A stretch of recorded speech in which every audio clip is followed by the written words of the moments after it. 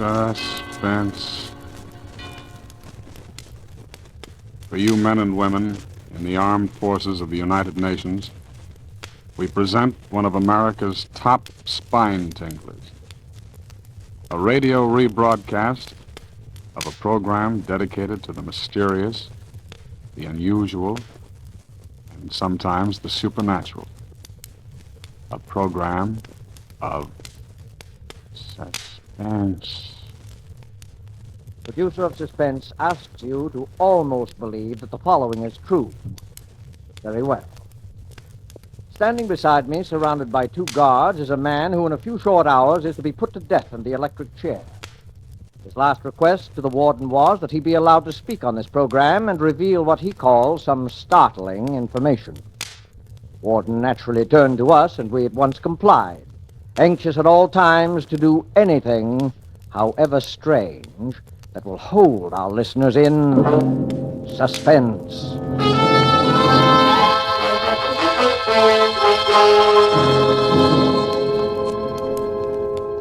All right. Ladies and gentlemen, I'm speaking correctly? Yes, right here, sir. Thank you. Ladies and gentlemen, this broadcast will never be completed. I'm going to tell you a story. This story involves a number of famous and influential people here as well as abroad. These people have received warning from me, and I'm sure all of them are making it a point to listen to me now. I shall not name these great, these rich, these influential gentlemen until my story is over.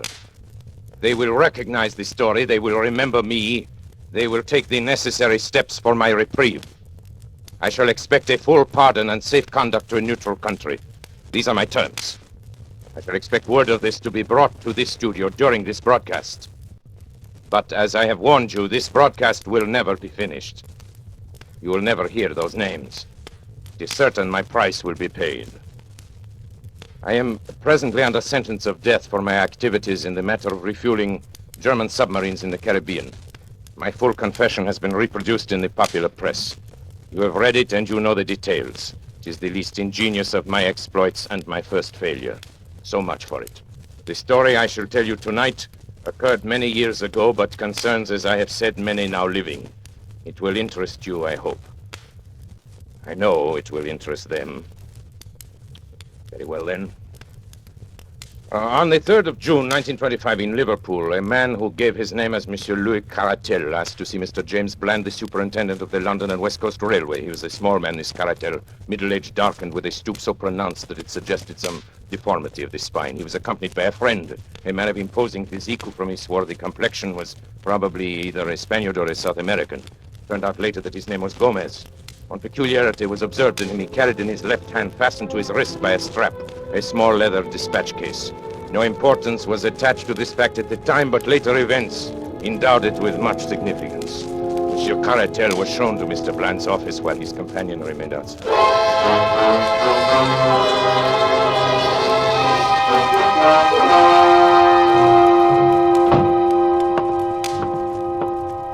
How do you do, monsieur? My name is Louis Caratel. Yes, sir. What can I do for you? I have just arrived from Central America this afternoon. It is extremely urgent that I reach Paris without a moment's delay. Paris, eh? It's too bad. Just missed the London Express. I am not interested in the London Express. Could you provide me with a special train? Yes, I think that could be arranged. Oh, it's quite an expensive proposition. Money is of a small importance, monsieur. Time is everything. If you can arrange a special for me in a hurry, you may make your own terms. Very well. Mr. Hood, will you step over here a moment, please? Yes, Mr. Bland. Mr. Hood, here's our traffic manager, Mr. Caratel. Sit down here. Hood, I want you to arrange a special for him. He's going to Paris. How's the line? Can you fix him up in a hurry? Yes, I believe so, Mr. Bland.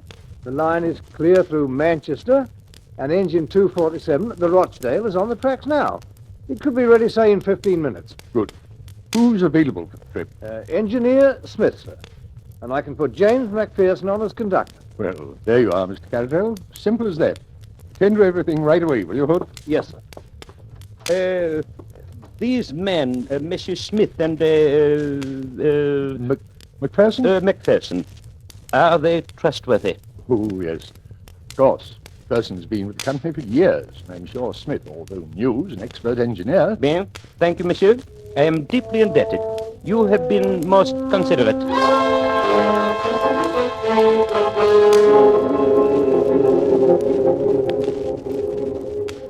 At 4:31 exactly by the station clock, the special train with Caratel and Gomez steamed out of the Liverpool station. The line at that time was clear and there should have been no stoppage between Manchester. At a quarter after 6, considerable surprise and some consternation was caused among the officials at Liverpool by the receipt of a wire from Manchester to say that the special had not yet arrived. An inquiry directed at once to St. Helens, which is a third of the way between the two cities, elicited the following reply. To James Bland, Superintendent, Liverpool. Special post here at 4:52. Well up to time. Dowser, St. Helens. The wire was received at 6:40. At 6:50, a second message was received from Manchester. No sign of special as advised by you. And then, 10 minutes later, a third, more bewildering. Presume some mistake is proposed running of special. Local train from St. Helens, time to follow it, has just arrived and has seen nothing of it. Kindly wire advices. Manchester. The matter was assuming a most amazing aspect. Although in some respects the last telegram was a relief to the authorities at Liverpool. If an accident had occurred to the special, it seemed hardly possible that the local train could have passed down the same line without observing it. And yet, what was the alternative? Where could the train be? A telegram was dispatched to each of the stations between St. Helens and Manchester, and the superintendent and his traffic manager waited in the utmost suspense at the instrument for the series of replies. The answers came back in the order of questions, which was the order of the stations, beginning at St. Helens. Special past here, 5 o'clock. Collins Green. Special past here, 5:06. Earlstown. Special past here, 5:10. Newton. Special past here, 5:20. Kenyon Junction. No special train is past here. Barton Moss.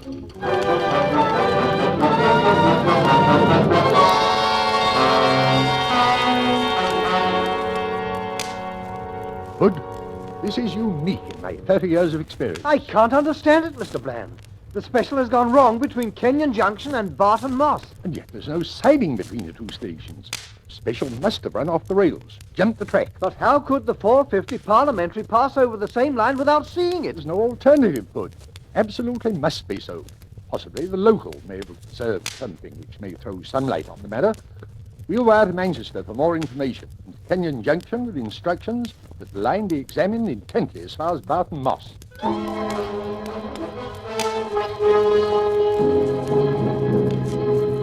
The answer from Manchester came within a few minutes. No news of missing special. Driver and guard of local train positive no accident between Kenyon Junction and Barton Moss. Line quite clear and no sign of anything unusual. Manchester.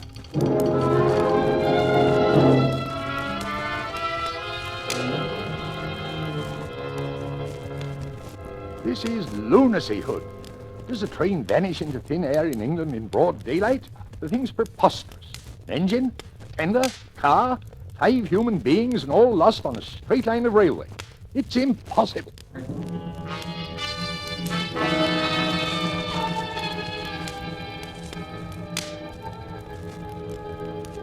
A month elapsed, during which both the police and the company prosecuted their inquiries without the slightest success. Mr. Bland, at the end of this period, offered his resignation. It was accepted. The affair remained unsolved. A reward was offered and a pardon promised in case of crime, but they were both unclaimed. Every day the public opened their papers with the conviction that so grotesque a mystery would at last be solved, but week after week passed by, and the solution remained as far off as ever. Then a new and most unexpected incident occurred. This was nothing less than the receipt by Mrs. McPherson of a letter from her husband, James McPherson, who had been conductor of the missing train. The letter, which was dated July 5, 1925, was posted from Mozambique, Portuguese East Africa, and came to hand upon the July 14th. My dear wife, I've been thinking a great deal, and I find it very hard to give you up. I try to fight against it, but it will always come back to me. I send you some money, which will change into 20 English pounds. This should be enough to bring you here. Things are very difficult with me at present, and I'm not very happy, finding it so hard to give you up. So no more at present. From your loving husband, James McPherson.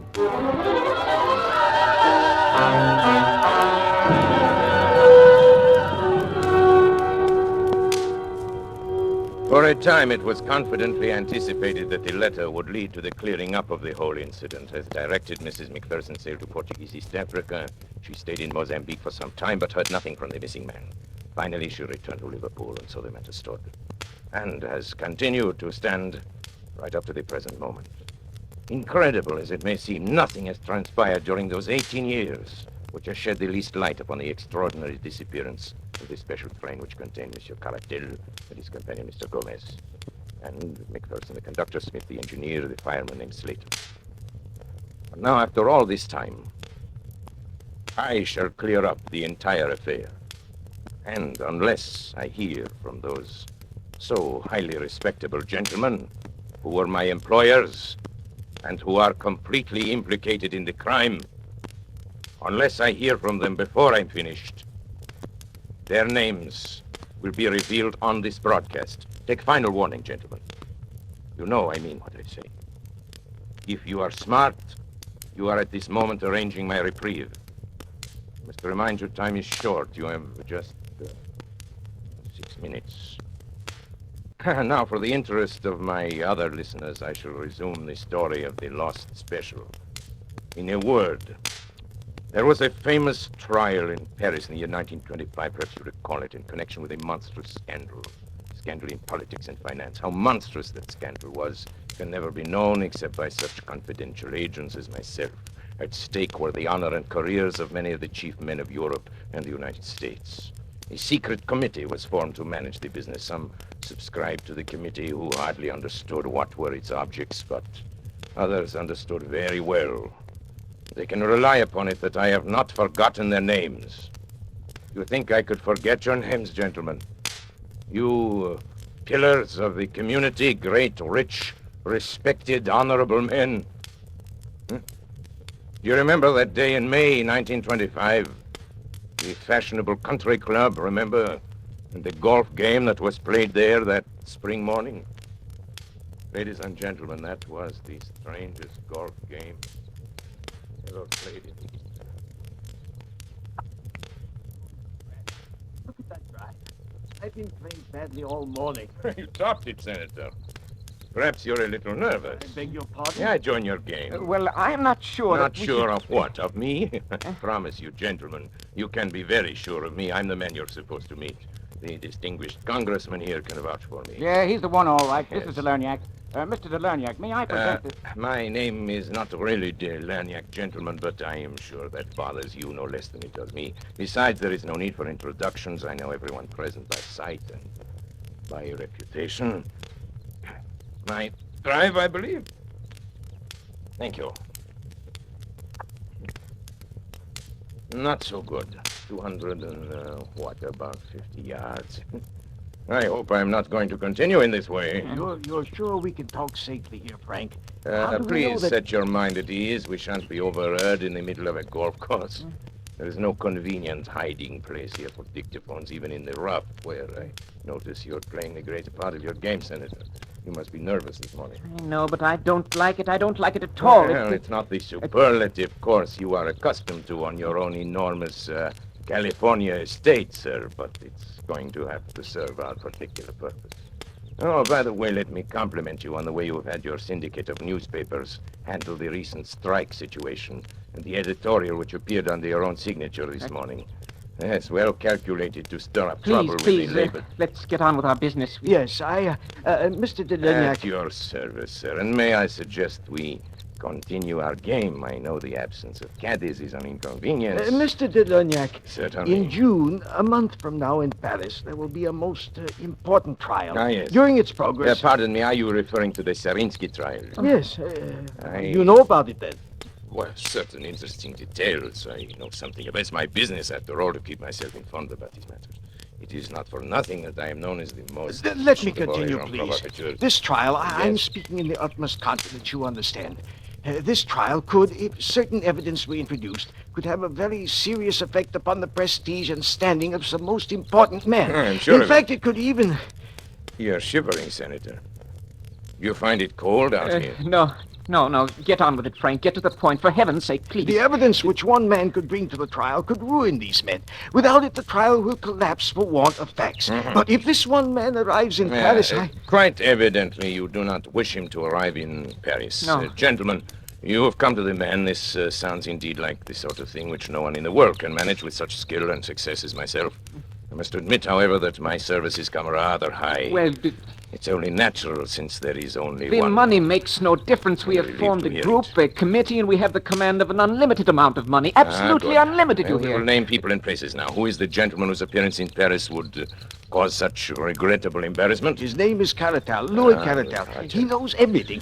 He has papers, Yes, documents, I all the understand. evidence. Where is this Monsieur Caratel at Well, present? he's sailing from somewhere in Central America within the next few America. days. That much we know. Good. Central America. I have an excellent man down there in Central America. This Caratel, you know anything about him, his personal habits? No, very little. He's a small man, dark. He has a yes. bodyguard, a great big bruiser named Lopez Let me Gomez see, or from something. Central America, that would be the Americano Tropicano. No, but those are and my their, ships. You Trips all commence at Liverpool, I believe. That's where the ships dock, and our famous trial is to begin in 3 weeks. That would mean that Monsieur Caratel would go directly to London, and I imagine that once there he would be heavily guarded, since it can be no surprise to him that you gentlemen are not without connections in the British capital. That's good, clean See, thinking. this is not so simple as some of my other exploits. A simple assassination. Huh? There's your ball, sir. You're playing a Dunlop 38, aren't you? Huh? Oh, yes, to be sure, yes. Quite. As I said, a simple assassination, the usual clumsy job, will not do here. The documents might, after all, be found. The bodyguard might survive somehow, and then we have accomplished nothing, not so? Yes, Are you going to play? yes, of course. Topped it again, I'm afraid. Shall we proceed? I already have 3 plans in my head, gentlemen. I have a plan for nailing him at the Central American port from which he embarks. I have a plan for his disposal aboard the ship. But in each of these cases, I, Delerniac, will be unable to be present, so there is the chance of failure. I will think of a 3rd plan, gentlemen. I shall sail immediately to Liverpool. On my way there, sitting on the deck in the May sunshine, I shall conceive my 3rd plan. It must be something special. Something very special. Ah, there I am. Is this your famous water hazard? Well, I think a number 7 iron will do it.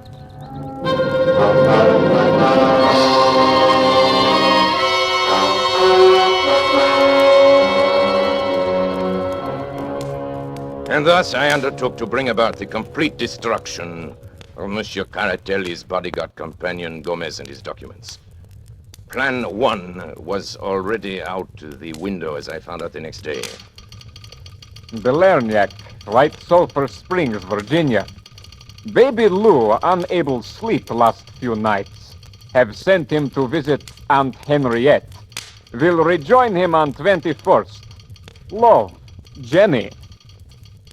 This telegram from Matagalpa conveyed to me the information that Caratel, possibly sensing danger, had moved from his hotel and gone to stay with friends until his ship sailed. So it was impossible to carry out the idea of the fire in the hotel. His ship leaving on the 21st was the Henriette. On my 4th day at sea, I heard from her. Delernac, Berengaria. Ship-to-ship communication from Henriette, Tropicana line. Presented Grace your box of chocolates. Louise has given up candy for Lent. Grace still wants us all together for 29th birthday party. Will be really special. Ralph. This meant that poison had been given to Gomez, the bodyguard, in an effort to get him at least out of the way.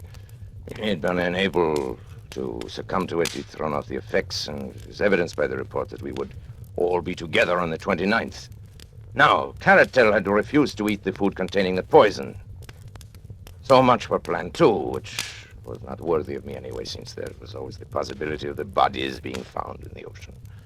The man Gomez was carrying the documents in a dispatch case strapped to his wrist, and I must tell you something now. I was glad, mind you, that we had failed so far, for the plan I had conceived on the night I arrived in Liverpool was so magnificent, so absolutely unprecedented in the annals of crime, that I owed it to myself, to my employers, and to history to carry it through. The inspiration came from the words in the code telegram which indicated that Cartel would arrive in London and hire a special train there to convey him from Liverpool. My British agent, Mr. Moore, and I contrived to buy over several officials of the railway. Now, here begins the story. First, the division head, who helped us employ James McPherson, whom we contrived to be the conductor of any special train we designated. Then further, at a sum that would make them independent for life, we bought over an engine driver named Oswald Smith and the fireman John Slater. These men, we arranged with the division head, would be assigned to whatever special train was hired by Cartel. On the afternoon of June 3rd, as I was sitting in my room at the inn at Barton Moss, the call I had been awaiting came through. It was McPherson reporting. Hello, Mr. Delaniak. We shall be leaving in a few minutes. He's hired the special. Good. Smith for the engine driver and Slater fireman. And of course, I'll be in charge. What about Moore? Will he be aboard? Afraid not, sir. He gave them quite a story about having to reach his sick wife and all. But Caratal would have none of it.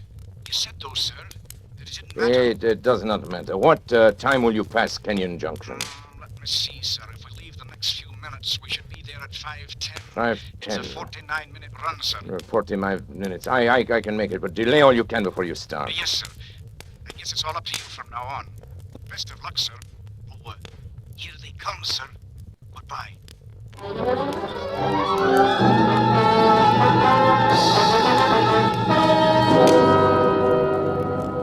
And now I went to work. Everything had been prepared for days before, and only the finishing touches were needed.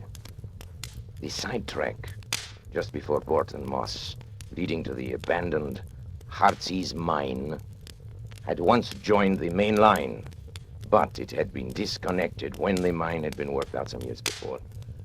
We had only to replace a few rails to connect it once more.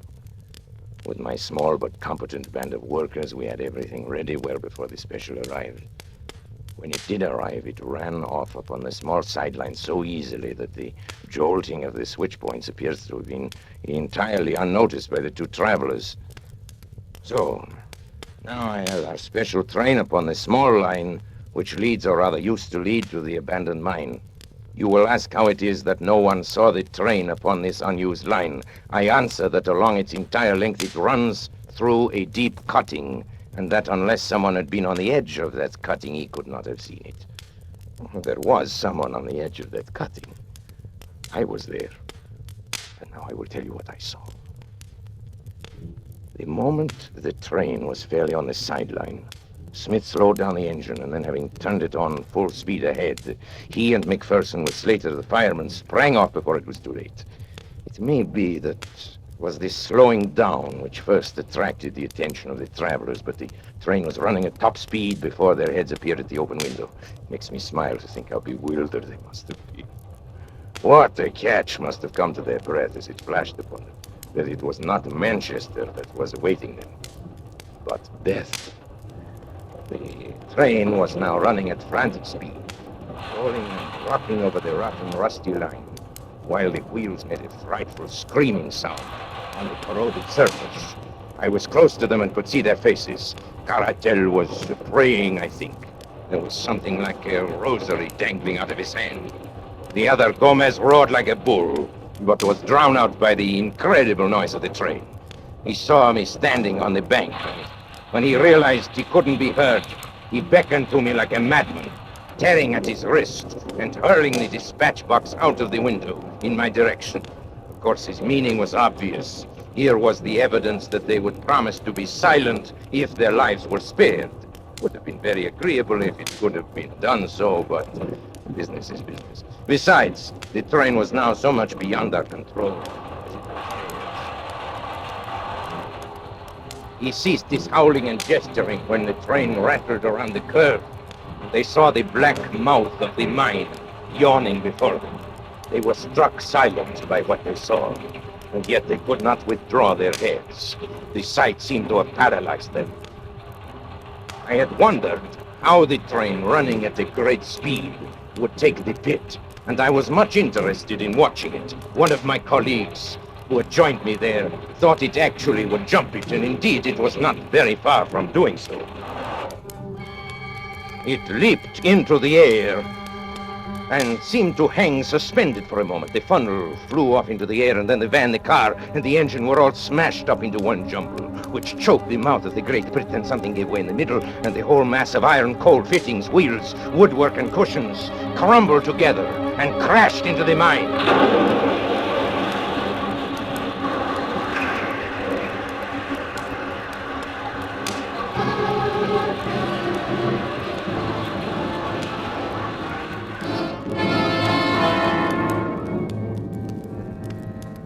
It was perfect. The deep, muddy water standing in the bottom of the pit 200 feet below responded to the intense heat of the engine boilers. It hissed loudly and blew great bubbles of black mire into the air. At the same time, the walls of the pit, loosened by the impact of the train as it struck the opposite side, gave way, and a mighty avalanche of rock and dirt thundered down upon the wreckage of the train as it settled with a low, hissing sigh. It was covered forever by the mud and mire, the vapor hanging in the air shredded off into thin, small wisps, and all was quiet again in the Heartsease mine. And now, having carried out our plans so successfully, it remained only to leave no trace behind us. Our little band of workers at the other end had already ripped up the rails and disconnected the sideline, replacing everything as it had been before. We were equally busy at the mine. The lines which led to it were torn up and taken away. Then, without flurry but without delay, we all made our way out of the country, most of us to Paris, my English agent to Manchester, and McPherson to East Africa. Word in passing about McPherson, who was foolish enough to write to his wife and tell her to meet him in Mozambique. And naturally, we took steps to ensure that this meeting would never come about. I have sometimes thought it would be a kindness to write to Mrs. McPherson and to assure her that there is no impediment to her marrying again. But of the lost special, let the English papers of that date tell how thoroughly we had done our work and how completely we had thrown the cleverest of their detectives off our track. You will remember that Gomez threw his bag of papers out of the window, and I need not say that I secured that bag and brought them to my employers. It may interest my employers now, however, to learn that out of that bag, I took one or two little papers as a souvenir of that occasion. I had no wish to read the information obtained by these papers, but it is now, it's less than a minute before my broadcast is over. And I have received no word. It is the final hour. I see at the other end of the studio the engineer waving his hands at me that my time is almost up. Well,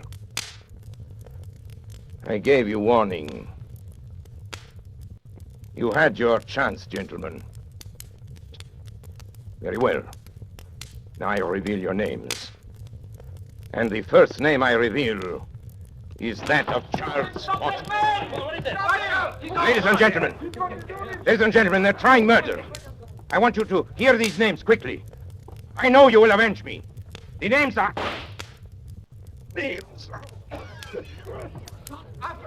Delania, can you hear me? Are you all right? Hey, Bill, play something quick, will you? Theme, curtain music, anything.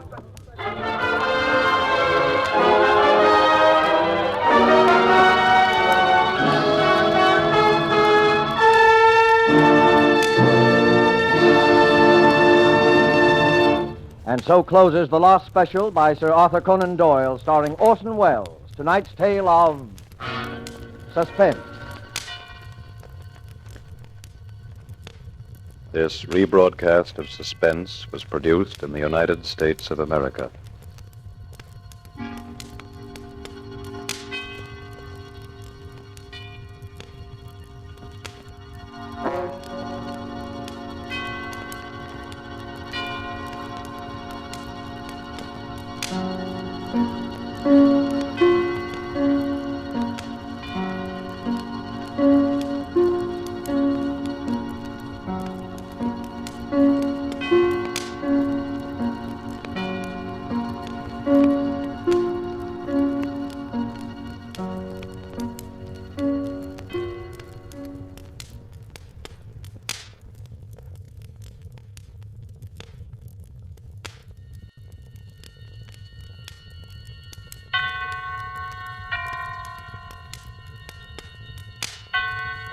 Roma Wines present Suspense.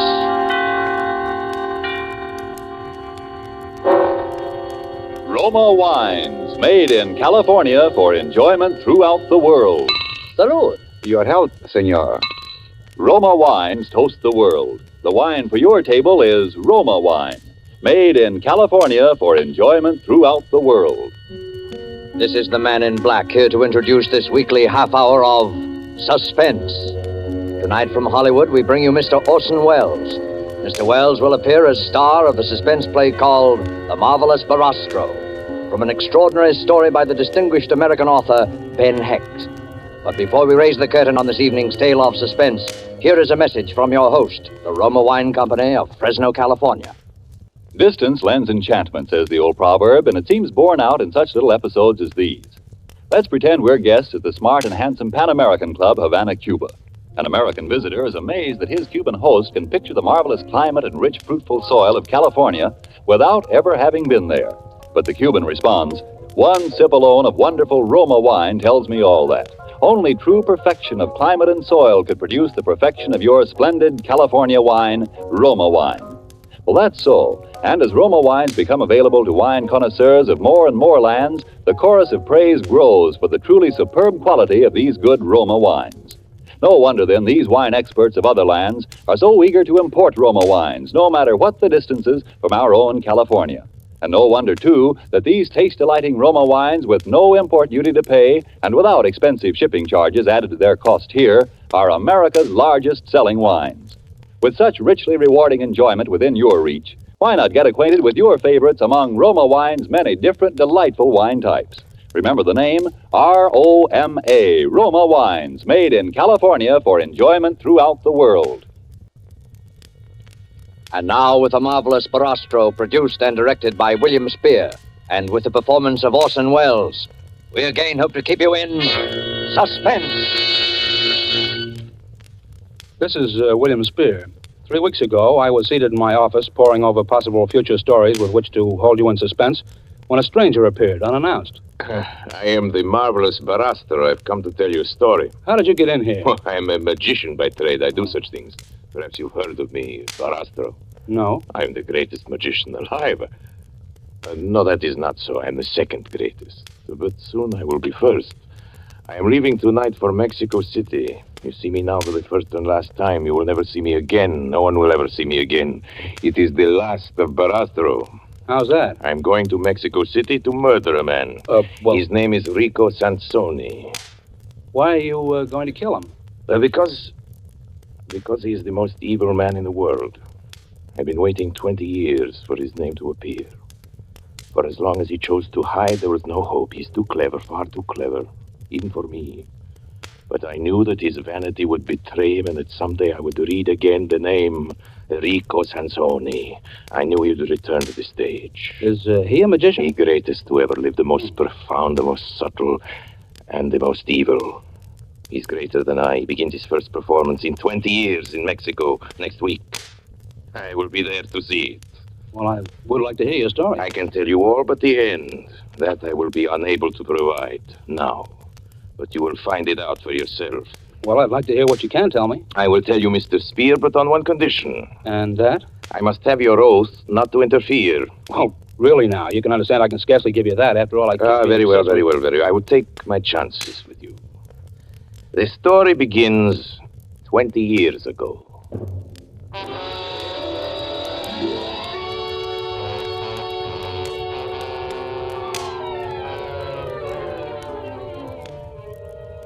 I was a young man. I traveled as a magician with a small carnival through southeastern Europe. One night we came to a village in Malo, Russia. Our cymbals sounded, our torches flickered in the spring wind, and the villagers gathered around our tents and wagons. I had taken my place in the black box outside my tent.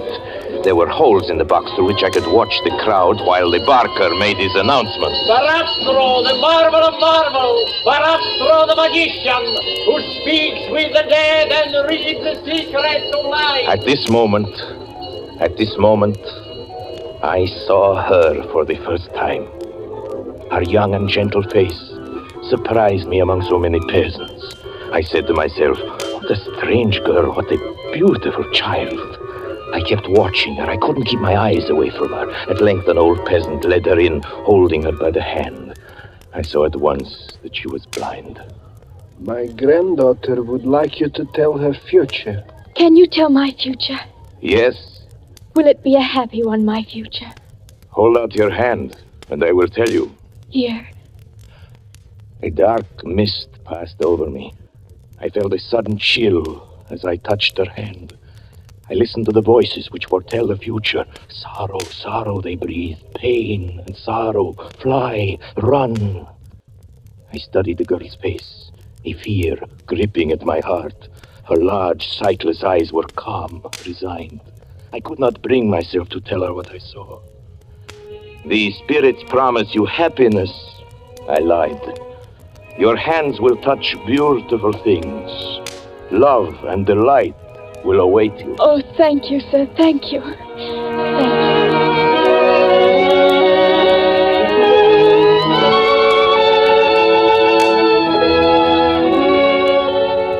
That was the beginning. Her face haunted me that night. I could not sleep. I made inquiries the next morning and I found her. We walked through the hills. She did not need my hand to guide her. She knew every stone, every turn of the path. She spoke of the trees around us. She had strange names for them. I call that tree Lullaby, because it sings when it sways in the wind. Lullaby? And that one, see? With its branches open towards heaven. I call that one Prayer. How do you know its branches open toward the sky? When I was younger, I climbed it. Anna. Come, I'll race you to the bed of flowers at the turn. Anna! Hurry, I run fast. We walked often through the hills. I knew that she was aware of her destiny. The stars had told me she would not live long, and that agony and terror waited for her on this short journey. Our caravan remained for 2 weeks in the village. At the end of that time, I asked Anna to come with me as my wife. You make me very happy, Shari. I could live only with you. I will love you with all my heart. And you will teach me, Shari. You will teach me to see. To see? Does one need eyes to see as you do? Shari, you will teach me to see beyond the horizon. You will teach me to see as you see. We were married. We rode together in the gilded wagon, and the vows were taken under a clear sky. Suddenly, the sky changed. It was only then that I realized what I had done in seeking to save her. I was fulfilling the terrible message of the stars. For it was I, Shari Barastro, who was the instrument fate had selected for her ruin.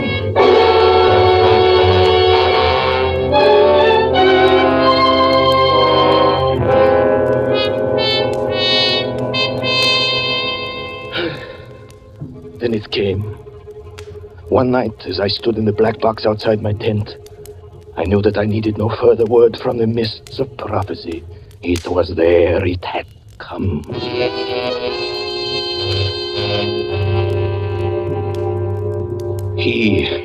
He stood among the peasants before our tent, a graceful figure, smiling, leaning on his cane, a man of the world, amusingly out of place in this faraway little village. I looked at him through the holes in my boxes. I turned cold.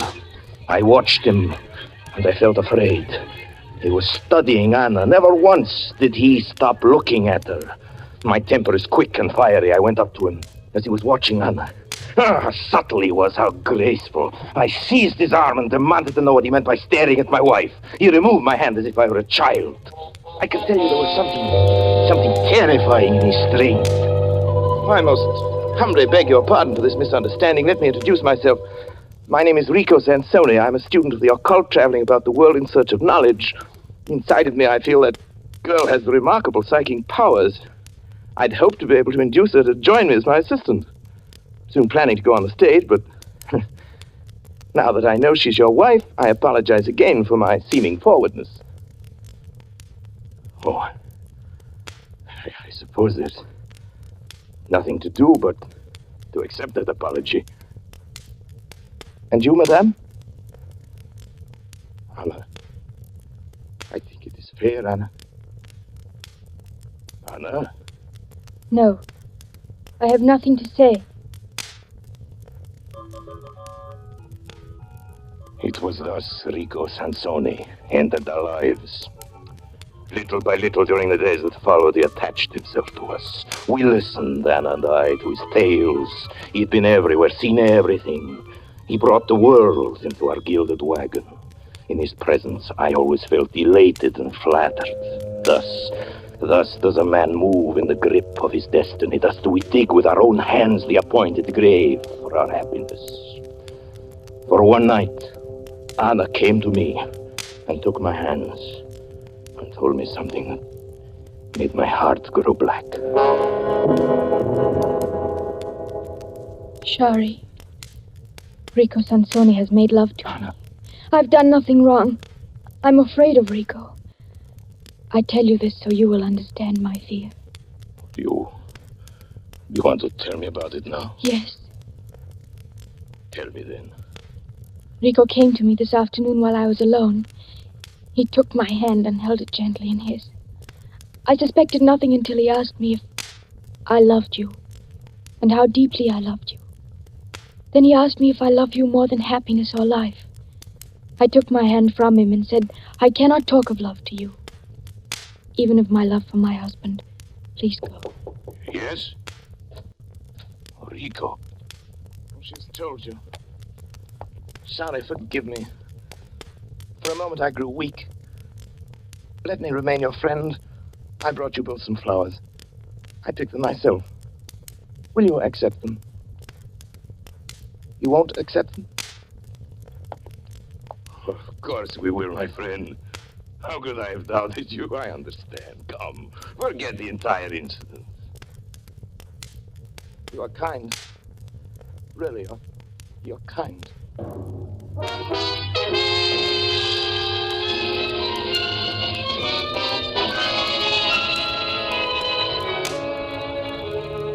This was the third month of our friendship, and now I began to feel it was my companionship he desired, not Anna's. We spent long hours together. Without Anna, under his care, my mind was expanding, my powers developing. He seemed interested in my every move.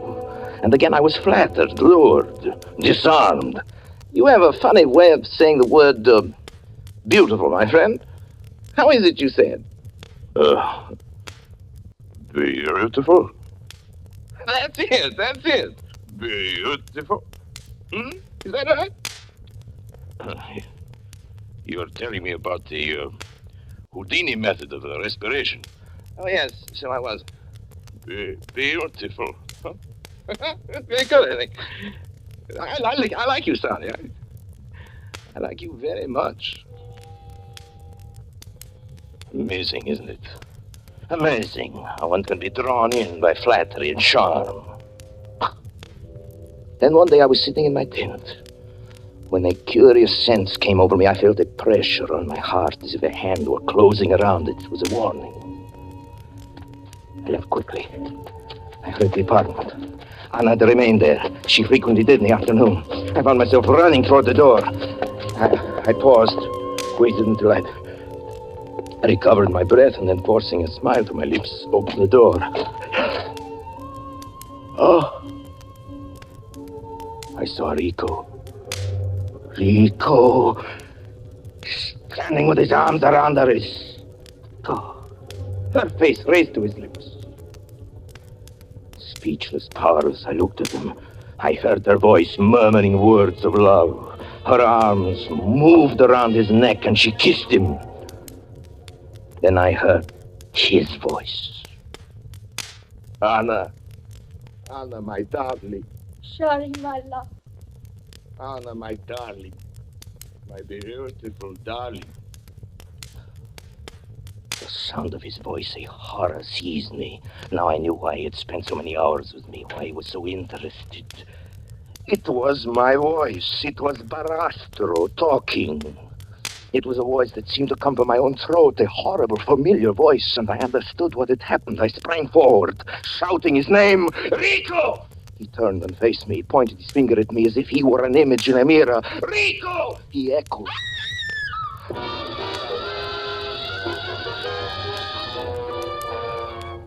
Murder was in my heart. I flew at this monster. We struggled across the room. He answered my cries with cries that echoed each note, each inflection of my voice. I saw him through my rage. His face was contorted like my own. His every feature had changed. He was Barastro. There were two Barastros screaming together, tumbling over each other.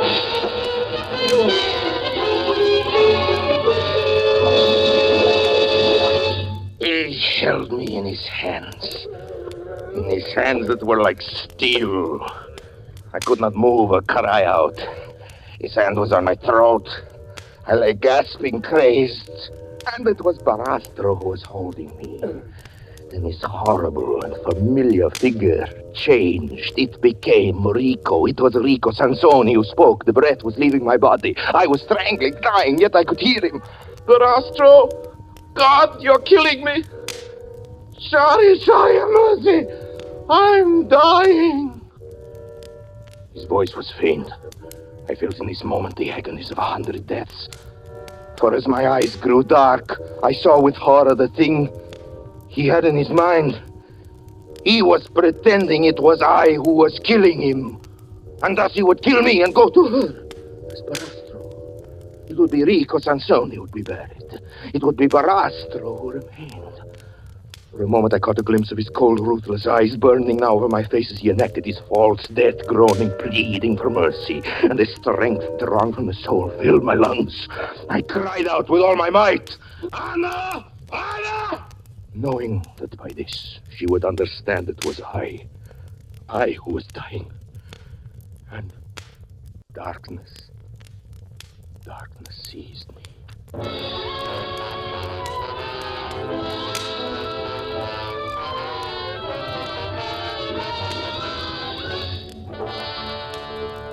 An hour had passed when I opened my eyes. My head was splitting, my throat was stiffened. I raised myself and looked. He was gone. I saw her. She was standing in the corner of the room, crouched against the wall, her hand against her teeth, and staring into the terrible dark around her. Anna! I whispered to her. Anna! It is I, Anna. I, Shari. Anna! Oh, God. Anna, please. Anna, darling, listen to me. Anna, give me your hand. Anna, listen, it is I. It is I, Anna.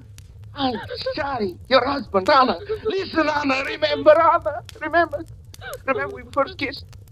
When we first kissed, Anna. That time on the hill, Anna, remember? I called you little princess, remember, Anna? And Anna, about your trees, Anna, huh?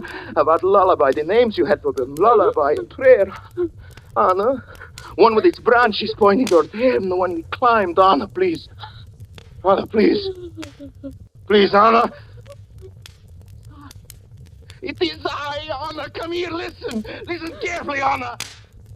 The spirits promise you happiness. Your hands will touch beautiful things.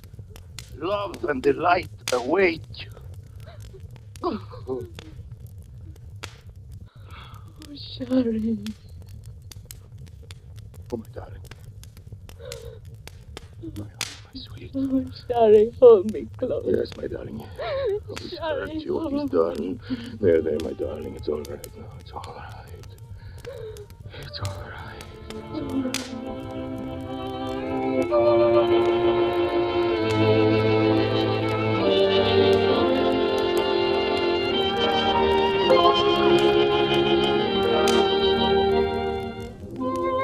Rico had disappeared. We laid our plans, Anna and I. As soon as she was able to walk, we abandoned the carnival. We were inseparable then. She could not bear to have me away even for a moment. I understood everything in her soul. Yes, even the trembling that would seize her sometimes when I took her in my hand. It was I alone he could not deceive, I alone. To anyone else, he could become Barastro. Even to her, whose senses had learned every breath, every inflection of the man she loved.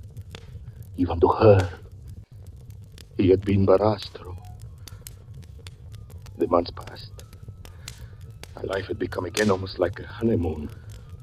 Almost, I say, for there were nights when I would awake to find her fingers tracing the contours of my face.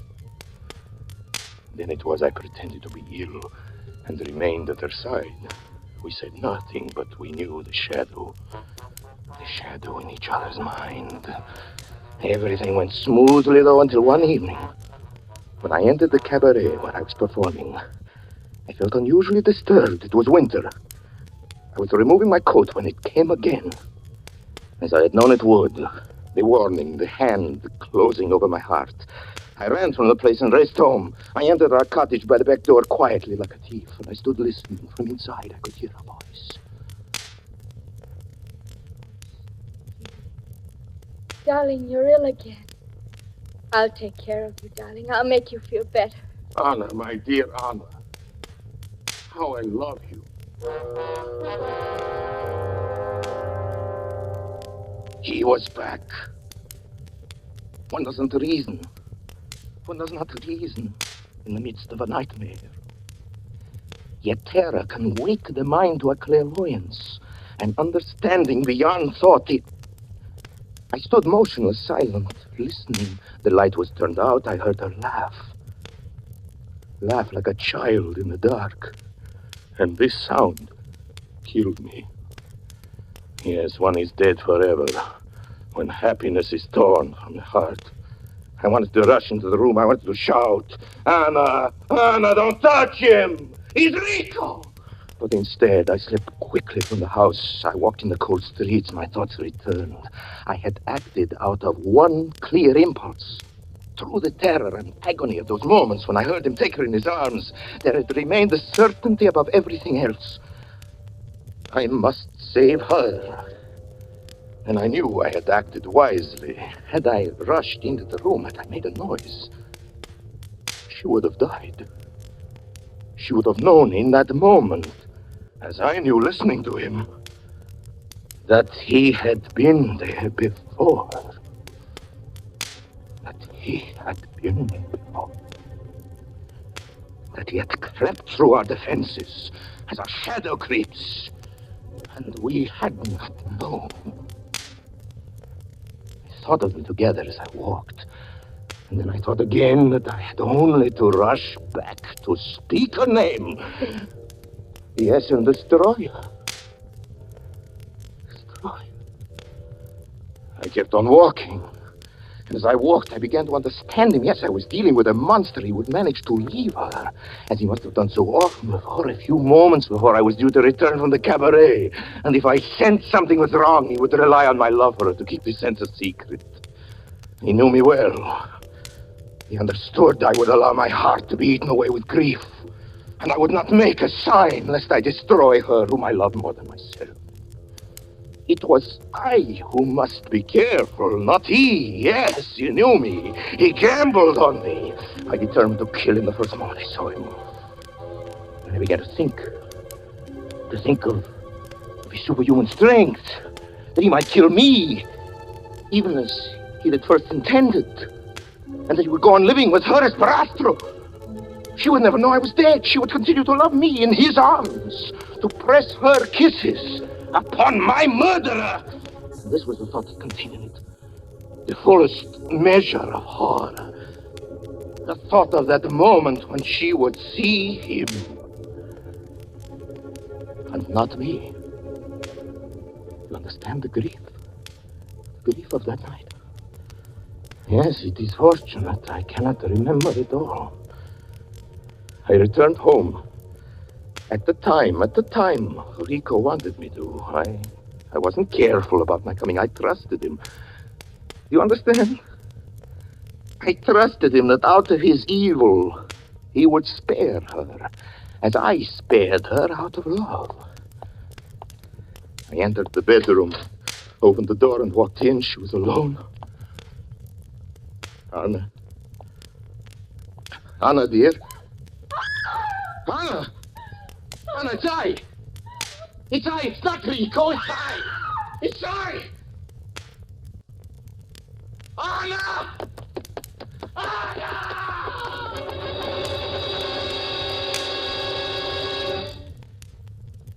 This is my memory, Vanna. My memory. She seized her face with her hands as if she were tearing something. Yes, the darkness. As I rushed to her, she fell. She did not speak again. In the morning, she died.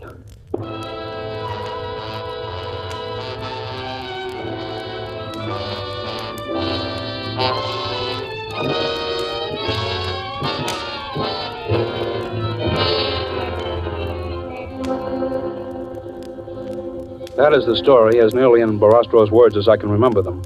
When he'd finished, he got up quietly, looked at me a moment, and said, "Thank you for listening to me, Mr. Spear. You understand now my prediction that there will be one less magician alive in the world within a fortnight." And he turned and left my office. I must admit that the whole thing shook me rather badly. I've spent the whole week wondering if something might happen, something I couldn't predict. This morning, I think perhaps it came. At least, while I was reading through the theatrical weekly Variety, and my eye caught a notice, you probably saw it too, of a magician who had been killed in Mexico City. The account said that two magicians had been together in an automobile accident. While driving through the rail yard district, their car stalled on a track and had been demolished by an oncoming train. One of the magicians, unidentifiable, had been cut to pieces. The other, miraculously, escaped with his life, although his features were so horribly disfigured that plastic surgery will have to create a new face for him.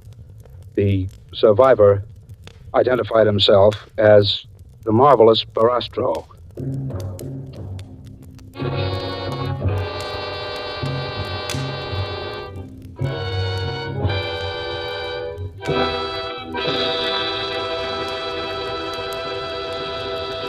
And so closes Ben Hecht's story of the marvelous Barastro, starring Orson Welles. Tonight's tale of Suspense.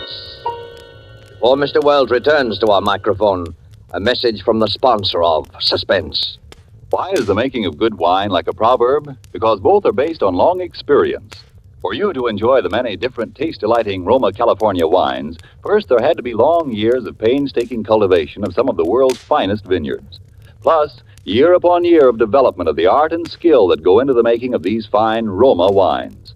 Your first sip of any of the good-tasting Roma wines will confirm the presence of these needed years of preparation. Will tell you why Roma wines are America's largest selling wines. Your taste will thrill to the superb quality and the downright satisfaction when you try, say, the tangy, delicious Roma Sherry, or the rich, hearty Roma Burgundy, or the sweeter, heavier Roma Port. You'll be thrilled, too, when you learn such great enjoyment costs so little, mere pennies a glass. You'll want to add your voice to the international praise of Roma wines now rising in many lands. In these words, Roma wines are truly magnificent.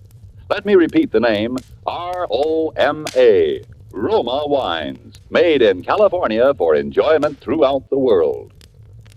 This is Orson Welles. It was a great pleasure, ladies and gentlemen, as it always is, to appear as a purveyor of suspense. And next week, Mr. Spear would like me to tell you that Mr. Ed Gardner, better known to you as Archie, the elite proprietor of Duffy's Tavern, will make his debut as a dramatic actor.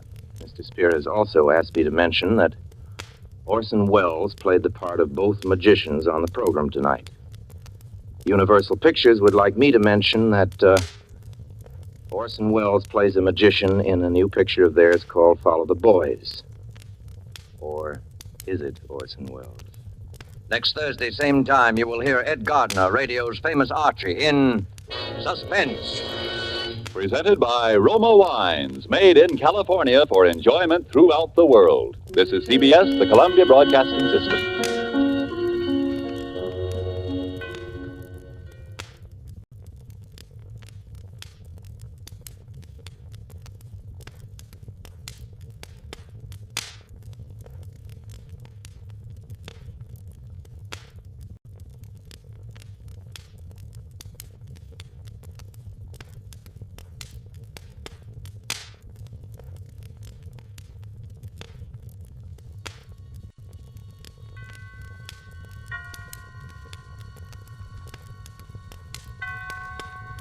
Roma Wines presents Suspense.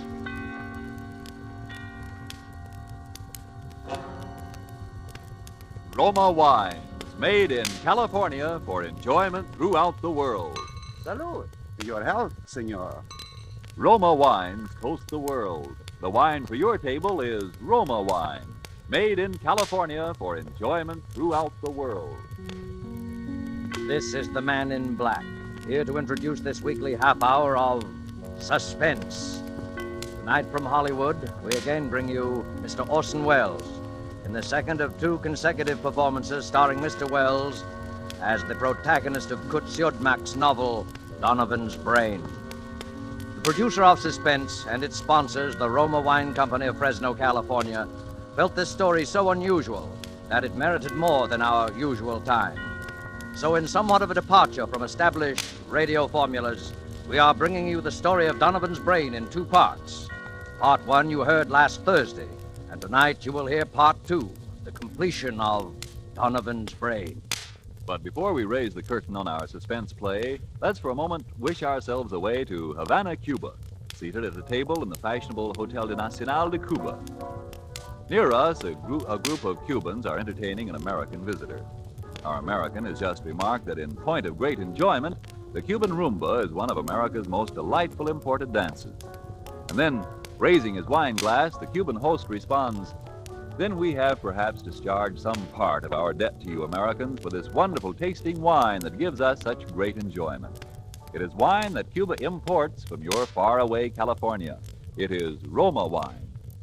Americans didn't have to wait for wine connoisseurs of other lands to discover the greatness of California's wine districts, the superb quality of Roma, California wine.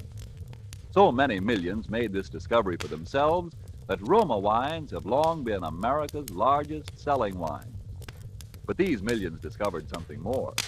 In Roma wines, they discovered an easy and inexpensive way to increase the delights of daily living. Yes, millions have discovered that Roma wines, as a beverage on the table, and when used in entertaining, add a charm of a special and wholesome kind. I told you Roma wines cost little. That's because here in America you pay no high import duty, no expensive shipping charges. 2, Roma wines come from Roma's own wineries in the heart of choice California vineyard districts. So cost to you is only pennies a glass for R-O-M-A, Roma wine, made in California for enjoyment throughout the world. And now with part two of Donovan's Brain, and with the performance of Orson Welles as Dr. Patrick Corey, we again hope to keep you in suspense.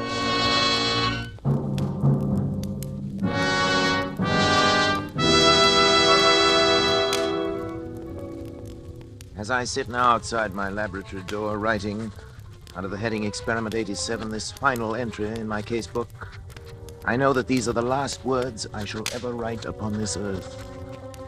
For those who seek some explanation, I refer them simply to this casebook. Let them read it carefully. Perhaps they may then in some measure understand, if not condone, the awful circumstances under which I have been driven to the most appalling crime against God and nature that it has ever been the fate of mortal man to perpetrate.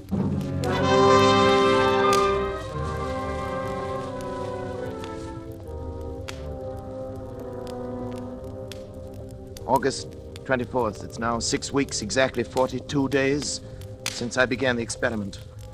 For 6 weeks, by artificial means alone, I have kept alive a human brain, completely detached from the body, floating in a bath of serum, nourished by a synthetic blood plasma fed through its arteries by an electric pump. It has remained alive. Not only alive, but I have succeeded in communicating with it. For I've even induced new growth of brain cells and so tremendously increased its mental faculties that by sheer brain power alone, it has actually been able to communicate its thoughts to me. And each day, my communion with that living, pulsing mass of gray matter that was the brain of William Donovan becomes stronger and stronger. Even now I sense it striving to reveal some plan to me, something so truly world-shaking in its implications that only such an organism, developed to a point thousands of years ahead of its time, could ever have conceived it. So far I sense this only, but soon I shall know. Indeed, I shall be partner in its execution. What a fool I was ever to have considered for a moment my wife's demand that I end the experiment. It's because I refused, of course, that Janice left me a week ago without so much as a word of explanation or farewell. Even my son David and my assistant Schrott are privy to this conspiracy to thwart me, for when I ask about Janice, they pretend to know nothing, or they seek to avoid my questions. But the brain will live. Yes, I can hear it now. Its delta waves quite audible over the amplifying system I've arranged for it. Almost as though it were calling to me, trying to speak to me. The brain will live.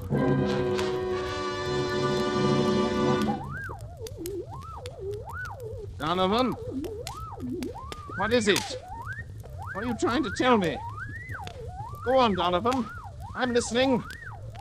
Go on. Go on.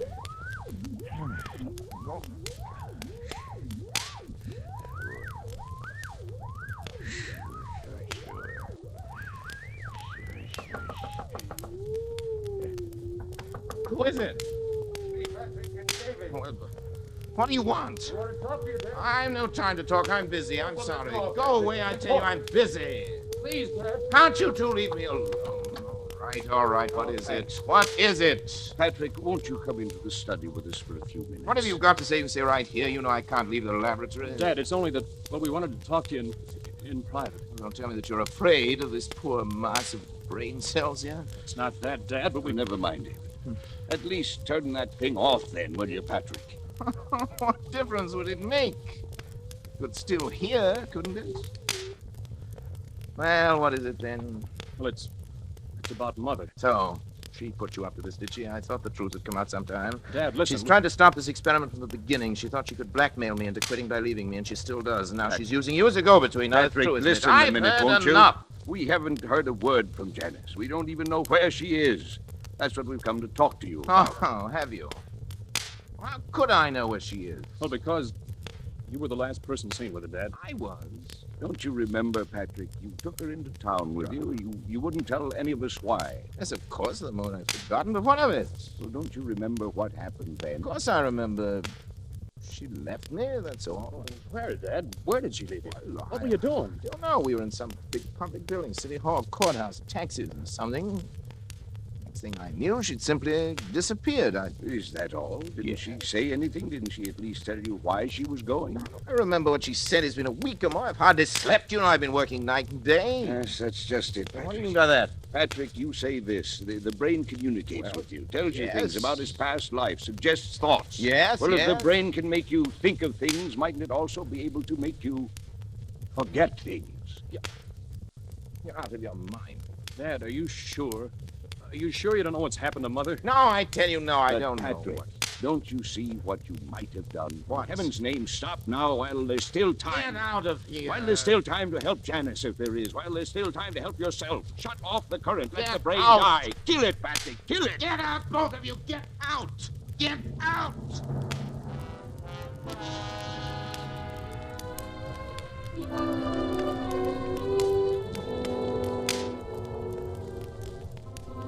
August 26th. The brain continues to communicate thought fragments more and more easily, but nothing further on what I've come to think of as the plan. I'm now sleeping a great deal, but my dreams are becoming increasingly troublesome, although I'm at a loss to analyze them. Most frequent is a sort of vast cosmic ballet presided over by the colossal figure of a young man whom I seem to recognize, yet I never see his face. It's as though the entire population of the Earth were moving past him in review at his command.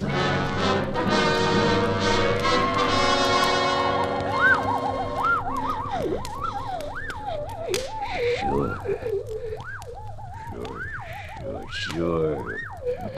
Now. Do it now. Now. Sure, now. Help me, someone!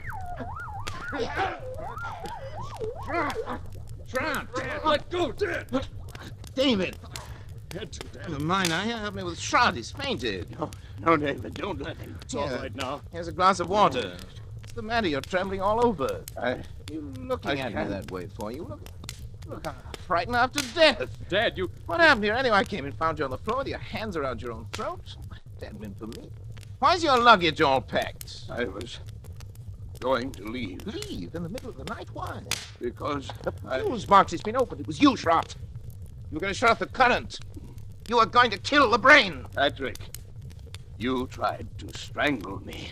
What? It's true, Dad. That's why I had to slap you. But it's absurd. I came in here and found Schrott with his hands around his own throat. He was strangling himself. Dad, please think a minute. Nobody can strangle himself. Look at these marks on my throat. No. You think I could have done that? But it's not possible, and yet... It's true, Patrick, that I tried to shut off the current. I was afraid for you. But as I opened the fuse box, I heard the delta waves in the laboratory suddenly become stronger and louder than they'd ever been before. And then... Then I? Yes. And the brain mill? You even spoke in Donovan's voice, Donovan's Patrick. voice, his That voice. recurring phrase of his, sure, sure, sure, in his very tones, his very accent. Sure. You've created a monster, Patrick. It has the power to make me commit murder. The brain must die. Pull the switch in the fuse box, Patrick. It will only be a matter of seconds, Yes. and then... Yes, but You've got to, Patrick. Schrott, David, help me. I can't move. Come to me. Pull the switch, hurry. Schrott, David, go on. You too? It's paralyzed suspense. The brain won't let itself be killed. Then it has the power to live on. And on. To command us as long as we live. To make us do anything it wants. To kill. Murder. Dad, what are we gonna do? Listen. Brain. It's laughing. Laughing.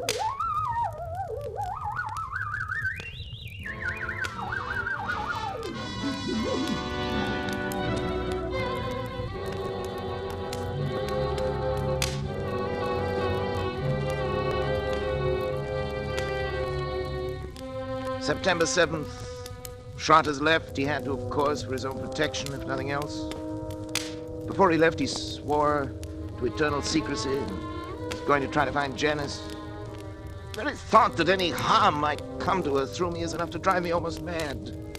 As for David, although he's strong enough to prevent any untoward accidents, I don't know. He's volunteered to stay with me. He'll sleep at night behind locked doors. We must devote every faculty we possess together and independently to finding a way of destroying the brain. Perhaps while it sleeps.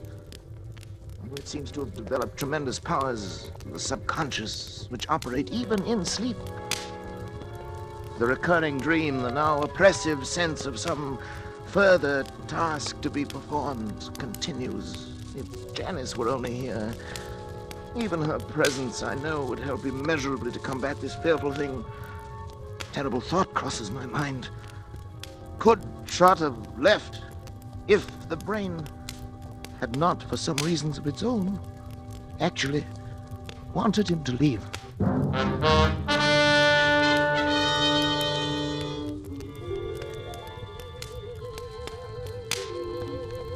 September 10th.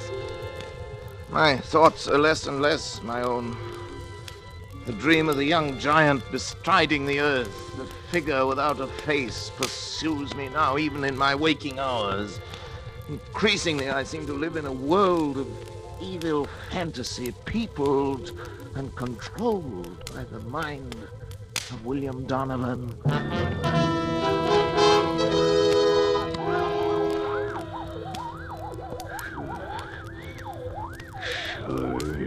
Sure.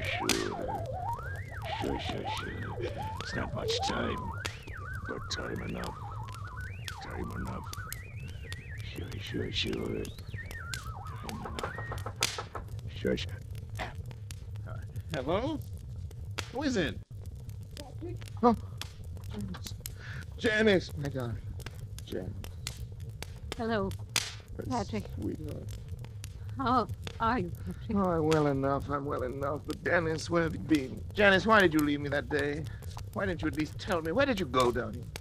I was with friends. Well, did Schrott tell you anything? No, nothing special. Well, Janice, I know I haven't been a very good husband these last months. I haven't been very kind or very considerate or even civilized. I haven't been myself, Janice. I know, Patrick. My poor If darling. you'd only known how I missed you after you left, how I needed you. I need your help, Janice. I know, Terribly. Patrick. Terribly. I came back to help you. But what? where's David? He's asleep in the next room. That is, lately he's tried to make it a point to sleep only when I didn't. I'm trying to keep an eye on things. Patrick, I'm going to help you. All I can. Any way I can. But first, I want to take David away. David? Why? Because I don't think it's good for him to be here. No? I don't think that you... Patrick, I don't want to torment you. It's only that perhaps we can find a way if we know all the facts. What, Janice? Don't you know, really, where I was? No, how could I? Don't you remember where you took me? Where I took you? You took me to a psychiatric clinic. You had me committed to a madhouse. Janice. No, not you. Donovan. Donovan. It was because I tried to make you stop the experiment. Yes. Kill the brain. As you left me there, you even spoke in Donovan's voice. Sure, you said. Sure. I thought they were the last words I would ever hear you speak. Oh, Janice, forgive me. Forgive me, baby. I couldn't persuade anyone. I was sane. Oh, sweet. After what you told them. Everything I said only made them think I was mad. I'm not mad. Am I, Patrick? I'm not mad. Am I?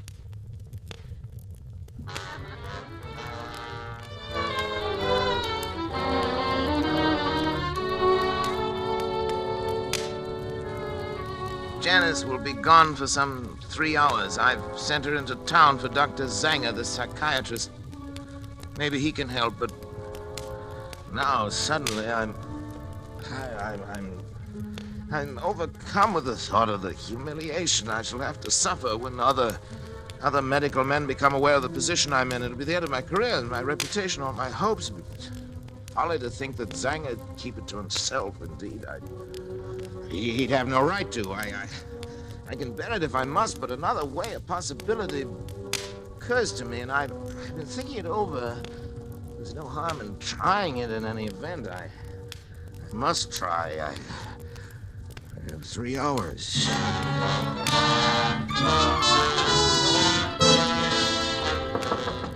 David! David! Yes, Dad? David, what's your blood type? Do you know your blood type? As a matter of fact, I don't think I do. Why? No matter, we can easily find out. David, I think at last I know a way. To kill the brain? It's simple. It's perfectly natural, and yet 9 chances out of 10 is something Donovan will never have known about. I'll do it myself. Unfortunately, my blood type and his are... they're the same. Transfusion? Of course, I have to replenish the blood substance periodically. Anyway, it's about time to do it again. I've always used my own because it was the same type as his, but if yours is a different type, the right type, David. You mean the wrong type? Yes, you've given the wrong... The brain will die given the wrong type. It's possible. I'm sure of that. I know it. But suppose the brain Yes? knows it knows other things. I've thought of that. It's a chance we'll have to take if you're willing, David, my boy. Of course I am. Then Dad. we'll take the blood sample. Now come into the laboratory. Only have the right blood type. Sure. Rather the wrong type. Now, if you haven't, we'll find someone who has. Maybe shot. Now, lie down there on the table, David. We want a tourniquet on your arm here. I'll A put it small on. syringe will do it. Go ahead, I'm ready. David, don't watch me. It'll be easier if you don't. For me. It's a funny one, coming from you. Well, doctors are never quite as steady with members of their own family, you know. Ready? Sure. Ready? There we are. You all right? Yeah. Be through in just a second. You getting it? All right. Sure. Just a second now. Dad, I'm sleepy. You'll be over it in a minute. But what's the matter? Why am I so sleepy? You'll be all right. Sleepy. so.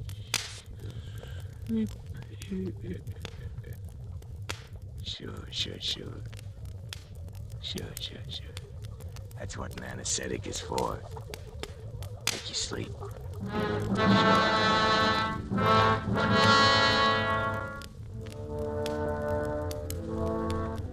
I was somewhat surprised to find the instruments sterilized, already laid out, but I worked more rapidly and skillfully than ever before in my life, I think. I made an incision just below the hairline, laying back the scalp as far as the base of the skull. I trepanned the cranium at 2-centimeter intervals, working back and downwards to the upper edge of the occipital bone. With the Geely saw, I cut through the connecting bone structure and removed the entire top of the cranium, placing it in saline solution to preserve it. I made a semicircular incision in the dura mater, laying it to one side, exposing the brain. As I dissected out the facial, auditory, and pneumogastric nerves to free the medulla oblongata, I became conscious of an insistent clamoring, something like a mounting hysteria in the distant reaches of my mind. Almost as strong as the irresistible compulsion that drove me on. But my hand did not falter. With a sure stroke, I severed the spinal cord just below the first cervical nerve.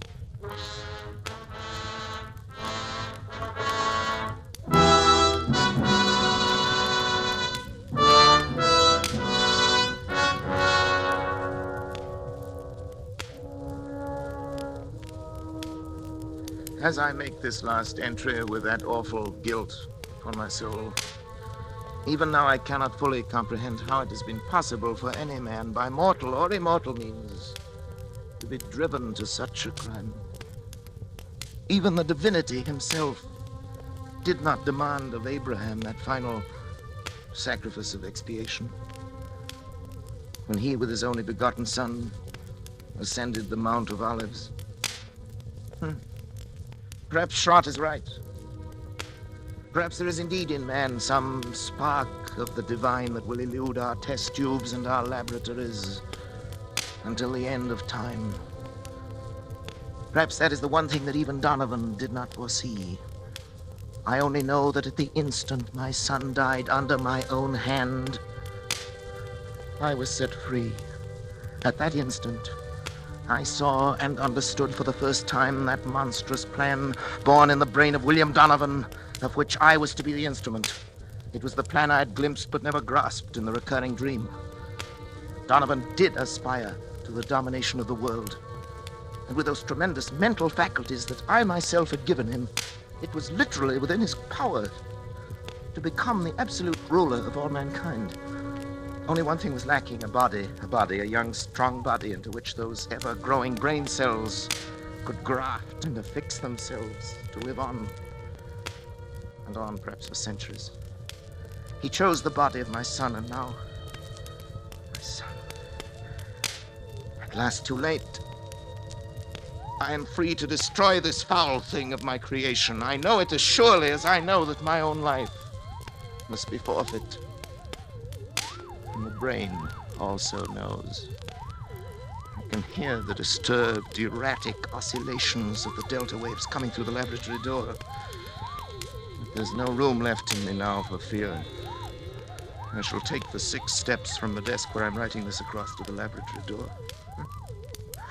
How often I've taken them in happier times.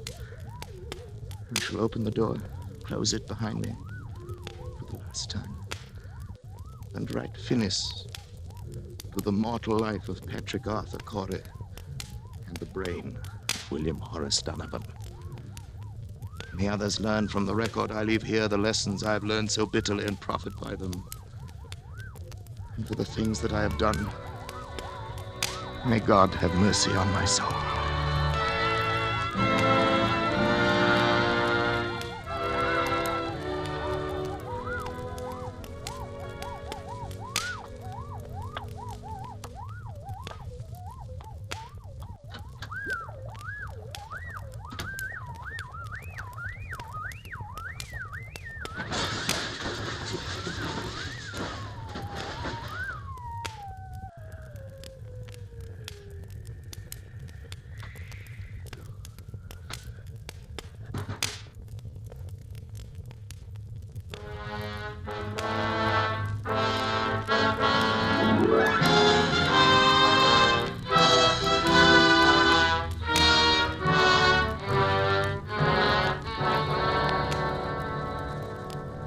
Phoenix, Arizona, September the 15th. The bodies of Dr. Patrick Arthur Corey and his son David were found in Dr. Corey's own laboratory early today. Young Corey had apparently died on the operating table as a result of a delicate brain operation performed by his father.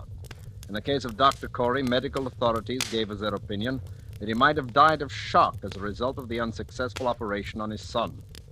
A curious feature of the case was the fact that numerous pieces of tissue identified as being from a human brain were found scattered about the laboratory floor, while a larger section of brain was found in the midst of an elaborate apparatus, evidently part of a scientific experiment. Medical authorities stated, however, that they were unable to explain the nature of the apparatus and that the brain itself was in such a state of decomposition as to indicate that it had been dead and slowly decaying for at least 3 months. Dr. Corey is survived by his wife, Janice. She was committed to the County Asylum for the Insane late this afternoon. Burial of Dr. Corey will be at the Mount of Olives Cemetery.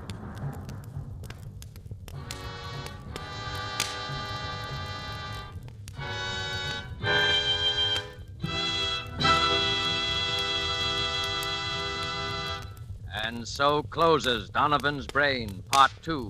The completion of 2 half-hour presentations of Kurt Jodmak's story presenting Orson Welles as star of Suspense. Suspense is produced and directed by William Spear. Did you know that these Roma Wine suspense dramas are setting a record for the millions of delighted listeners they are attracting? We want you to feel that by tuning in the Suspense program every week, you can count on real radio enjoyment. Well, in even more dramatic style, the popularity of Roma wines is also record-breaking, because Roma wines are by far America's largest selling wines. Millions make sure of great wine enjoyment simply by asking for Roma wines. Here's something else these millions have discovered. You don't need fancy glassware or a special occasion to enjoy these zestful, taste-delighting Roma California wines. Roma wines possess lip-smacking flavor and zest because they come from Roma Wine's own wineries, right in the heart of the magnificent California wine grape districts. And you can enjoy them as a daily delight, because the cost is only pennies a glass. Ask for R-O-M-A, Roma Wines, made in California for enjoyment throughout the world. This is Orson Welles. Next week, Mr. William Spear tells me, and he'd like me to pass the information on to you, that Suspense will bring 2 exceptionally fine artists, Miss Ida Lupino and Mr. Vincent Price, in a play by one of radio's outstanding authors, Lucille Fletcher. I want to hear that, and I know you will, too. Money invested in war bonds now helps ensure a healthy, prosperous post-war America. The kind of America we will want for our children as well as ourselves. Don't forget, then, next Thursday you will hear Ida Lupino and Vincent Price in Suspense. Presented by Roma Wines, R-O-M-A, made in California for enjoyment throughout the world. This is CBS, the Columbia Broadcasting System.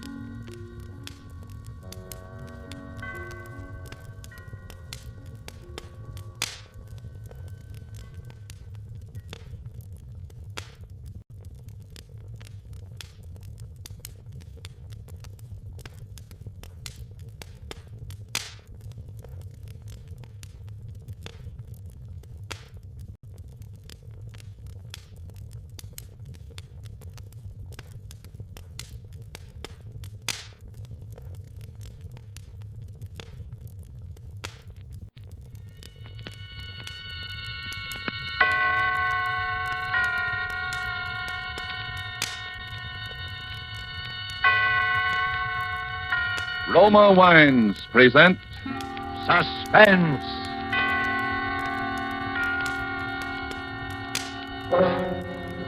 Roma Wines, made in California for enjoyment throughout the world. Salud. Your health, senor. Roma Wines toast the world. The wine for your table is Roma Wine, made in California for enjoyment throughout the world. This is the man in black, here for the Roma Wine Company of Fresno, California, to introduce this weekly half hour of Suspense. Tonight from Hollywood, Roma Wines bring you as stars an old friend of these proceedings, Mr. Peter Lorre, and a newcomer, Mr. Richard Conte. For their appearance tonight, Joe Eisinger has written an original suspense play with sporting blood in its veins, and in which death has a ringside seat. Its title, with apologies to Mr. Steinbeck, is Of Maestro and Man.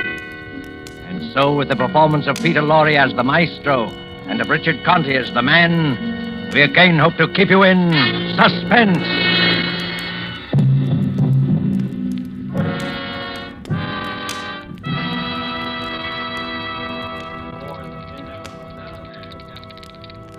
And the number is 8. Ada from Decatur. Get aboard, boys. Speculate so you can accumulate. Put down a handful, pick up a hatful. And he throws a 5. The money is 8. Make the point and break the joint. 7-1 the hard way. The man wants 2 4s. He'll make it the hard way. He's got a hunch. He bets a bunch. Get aboard, boys. And the dice read days in the week. 7 and the man's down. Pass the dice and make some ice. Everybody plays and everybody wins. Lay it on the line, we pay it on the line. 3 to 2, a 6 or an 8, even money 10 or 4. I lay it and take it. Right or wrong, I go along. Tough one to lose, Maestro. Oh, Mr. Cribb. Did I frighten you? Oh, no. It's just that I didn't... Maybe your nerves need looking over, Maestro. I think I'd have jitters, too, if I dropped a bundle like you did tonight. What time is it? 3 in the a.m., Maestro. Too late to play again. Oh, please, another hour, huh? I don't mean the time. I mean I think I got enough of your paper for one night. My stick man just handed me these tabs, 15G. You know that my IOUs are good, Mr. Cribb. You know that. That's what I wanted to talk to you about. You ever see my private office, Maestro? Right this way. Sit down, Maestro. Well, it's growing late, and It'll only take a minute. How's Ricky? Oh, Ricky. He's in the mountains. He has a vacation, a little rest. You know, it's a great little welter, that Ricky Martin. Punched like a heavy, feet like a flyweight. Yeah, fine boy to have in your stable. I don't have what you call a stable, Mr. Cribb.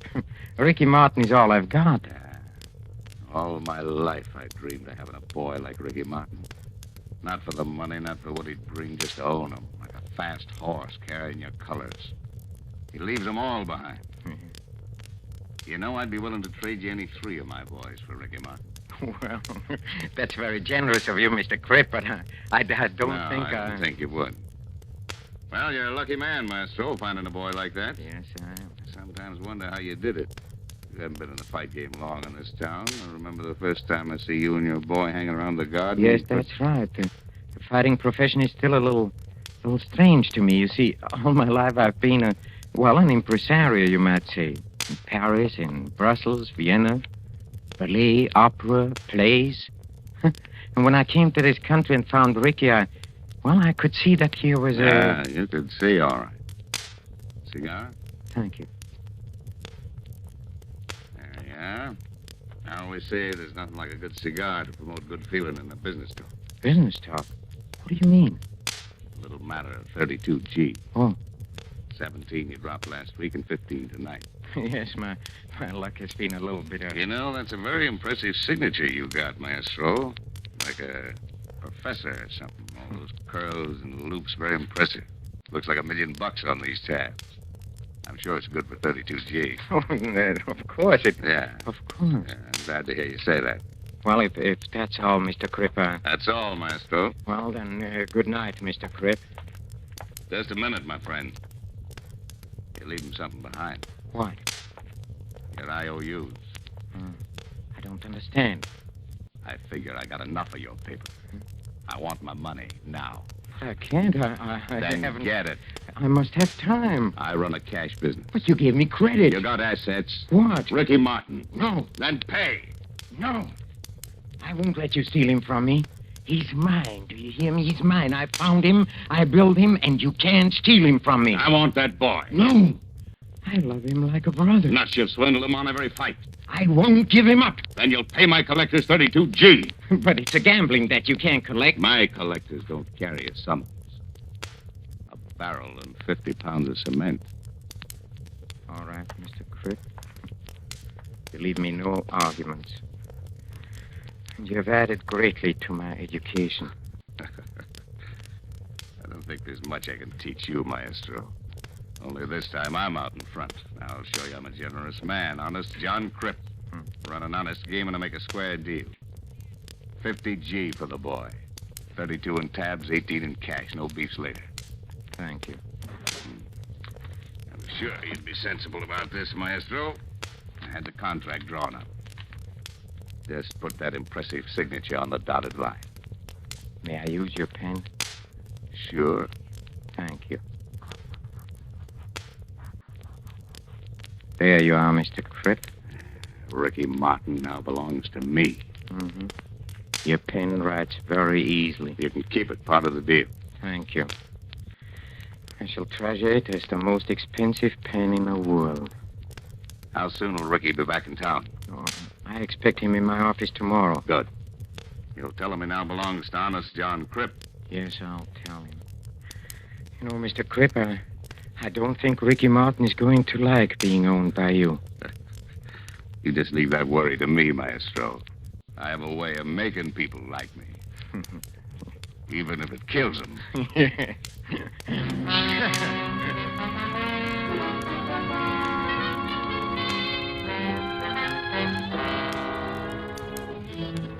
Tonight for Suspense, Roma Wines are bringing you the play called Of Maestro and Man. You have heard Peter Lorre in the prologue to this study in Suspense.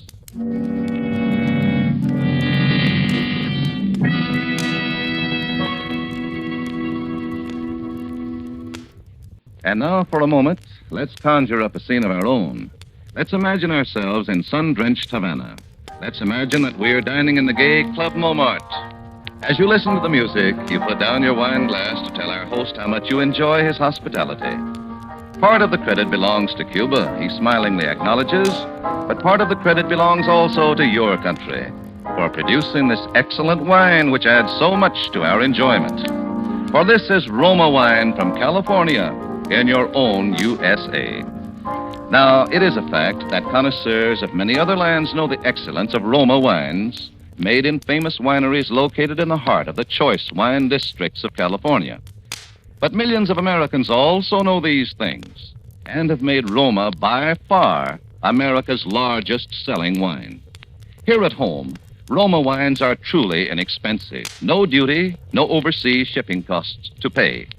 And for only pennies a glass, your meals, your entertaining can have the added delight of superb Roma wines. You will find them of truly excellent flavor and character. Fine products of age-old winemaking skill, perfected by modern quality controls and tests. Ask for R-O-M-A, Roma wines, made in California, for enjoyment throughout the world.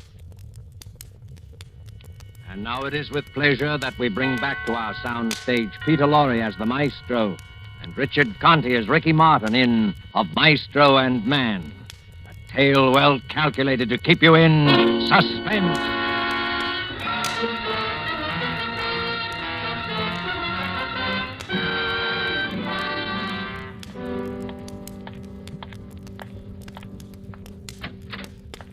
See, Ricky hasn't come yet? Huh? Oh, no, boss. I've been sitting here in your office like you told me, but he ain't come and he ain't called. I don't understand it. I can't. And his train arrived 2 hours ago. And... Hello. Hello, Maestro. Sam. Ricky, where have you... Oh, Maestro, this is Lynn Carter. How do you do? how do you do, Miss Carter? And this is Sam Lynn. He was my trainer. Hello. Ricky has told me so much about you during the past 2 weeks that I feel like... Yeah, you know how it is, Maestro. Out on a lake at night, the guy gets to rambling and... I found it all very colorful. Ricky, there's something I must tell you if Miss Carter will excuse us for it. But there's something I must tell you, Maestro. It's about Lynn and me. You see, we... What is it, Ricky? Well, Lynn and me, we're gonna be married. Married? What? Yeah, we just, well... When I met Lynn, I don't know how to tell you this, Maestro. You know how I feel about you. Ricky, what are you trying to say? Tell me. It's just that I... Ricky is trying to tell you, Maestro, that he's quitting the ring. Ricky's quitting the ring? Ricky quitting? I must, Maestro. I'm going away with Lynn to South America. Her father owns a... He wants us to live down there. I'm I'm going to wait for him. But, Ricky... Ricky, you can't. Not now. I'm just... sorry, Maestro, but don't make it tougher for me. You know I always wanted to quit, always hated it. Now I have a good reason. We're taking a plane to Rio tonight. But you can't, Ricky. You can't run out on me like this. I don't figure I'm running out on anybody. But you don't know what's happened, Ricky. You can't quit. I sold you. What? To Crip. The Crip? To that? Why didn't you ask me first? I couldn't, Ricky. Buying and selling me so much beef on the hoof at so much a pound. But you know... Buy me and sell me until I can't take any more punishment and there's no Easy, buyer. Ricky. That's why I'm getting out. Lynn was right. 2-3 years in the Crip stable, I'm a punching bag for the new boys. A gibbering idiot like poor Sam here. I'm sorry, Sam. I just... Don't call me. I'll kill you. Shut up, Sam. So Lynn was right, huh? I knew it was her fault. I knew it the minute she walked in here, smelling of her perfume. All and right. yes, it's all your fault. Why didn't you leave him alone? Maestro. He's different from you. He's not your... Cut it. No. You like the way he looked in the sun, in trunks, huh?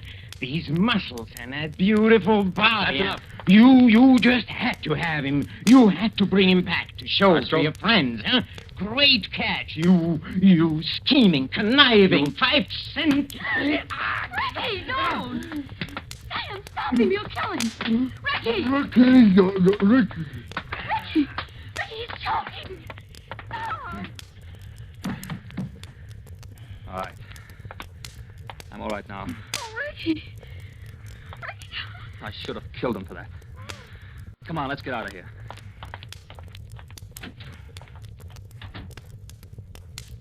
Boss, you all right, boss? Yes, Well, he'd like to kill you then. Your face is a funny color. Come, Sam. Help me to the car, Oh, sure, boss. Sure. There. Are you all right now, boys? Yes, sir. I'm all right now, Sam. You're a good boy, Sam. Sure. Sam's a good boy. Sam's no rat, but Ricky's a rat. Huh, boss? Ricky's a rat. Sam, we must do something. Sam. Oh, sure, boss. That Ricky is a rat. He called me a idiot. I'll kill him, boss. Sam's a good boy. He don't like for Ricky to do the boss no hate. I'll kill him. No, Sam, please. You must not get excited. We must think. Sure, boss. Let's think. Your lip is all it bleeds. Yes, you're a good boy. He called you an idiot, yes, but you're a good boy, Sam. I like when you pat me on the head like that, boy. We have a problem, Sam. Mr. Crip must not hear about Ricky quitting. Ricky quitting, boys? Something happened to Ricky. An accident. They happen every day, Sam. Oh, sure. Accidents happen.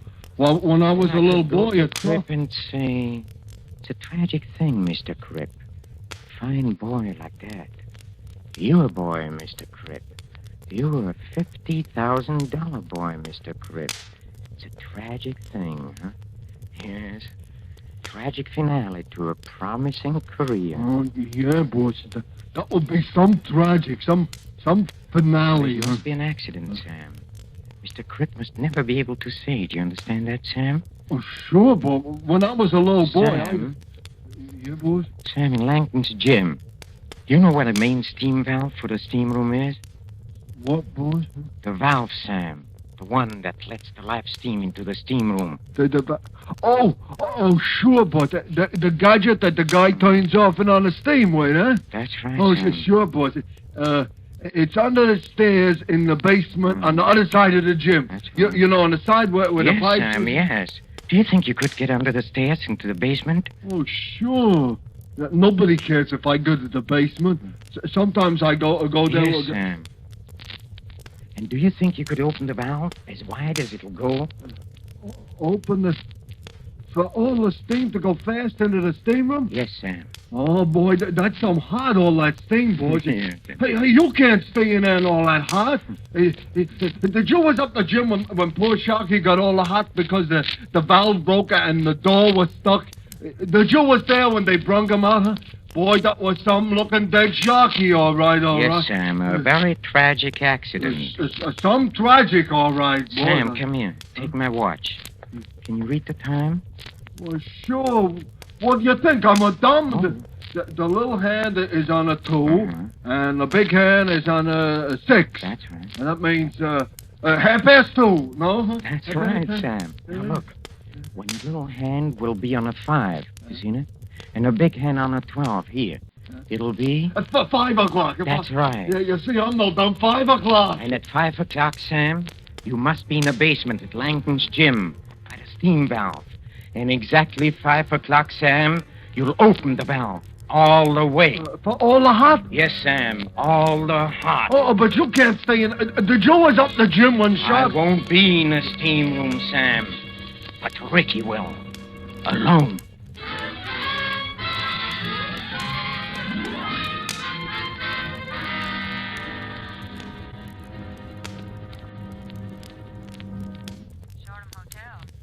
Ricky Martin's apartment, please. One moment, please. Hello? Ricky? Hello, Ricky. This What do is... you want? Ricky, please, I don't know how to begin, but you've got... I've got to see you. There is so much I want to say to you. I'm sorry, Maestro. Look, Ricky, please, just for a few minutes. Please, Ricky. Look, meet me at Langton's gymnasium, huh? Look, you have all your old boxing things there in the locker room. I want you to give them to me. I want to keep them, Ricky, as a souvenir. Well, okay, Maestro. Just for a few minutes, though. I have to meet Lynn at the airport at 6. Oh, thank you, Ricky. Forget it. Meet you at Langton's in a half an hour. Fine. Goodbye, Ricky. You'll come. Ricky? And you'll get him in the steam room? Yes, Sam. Yes. I'll get him into the steam room.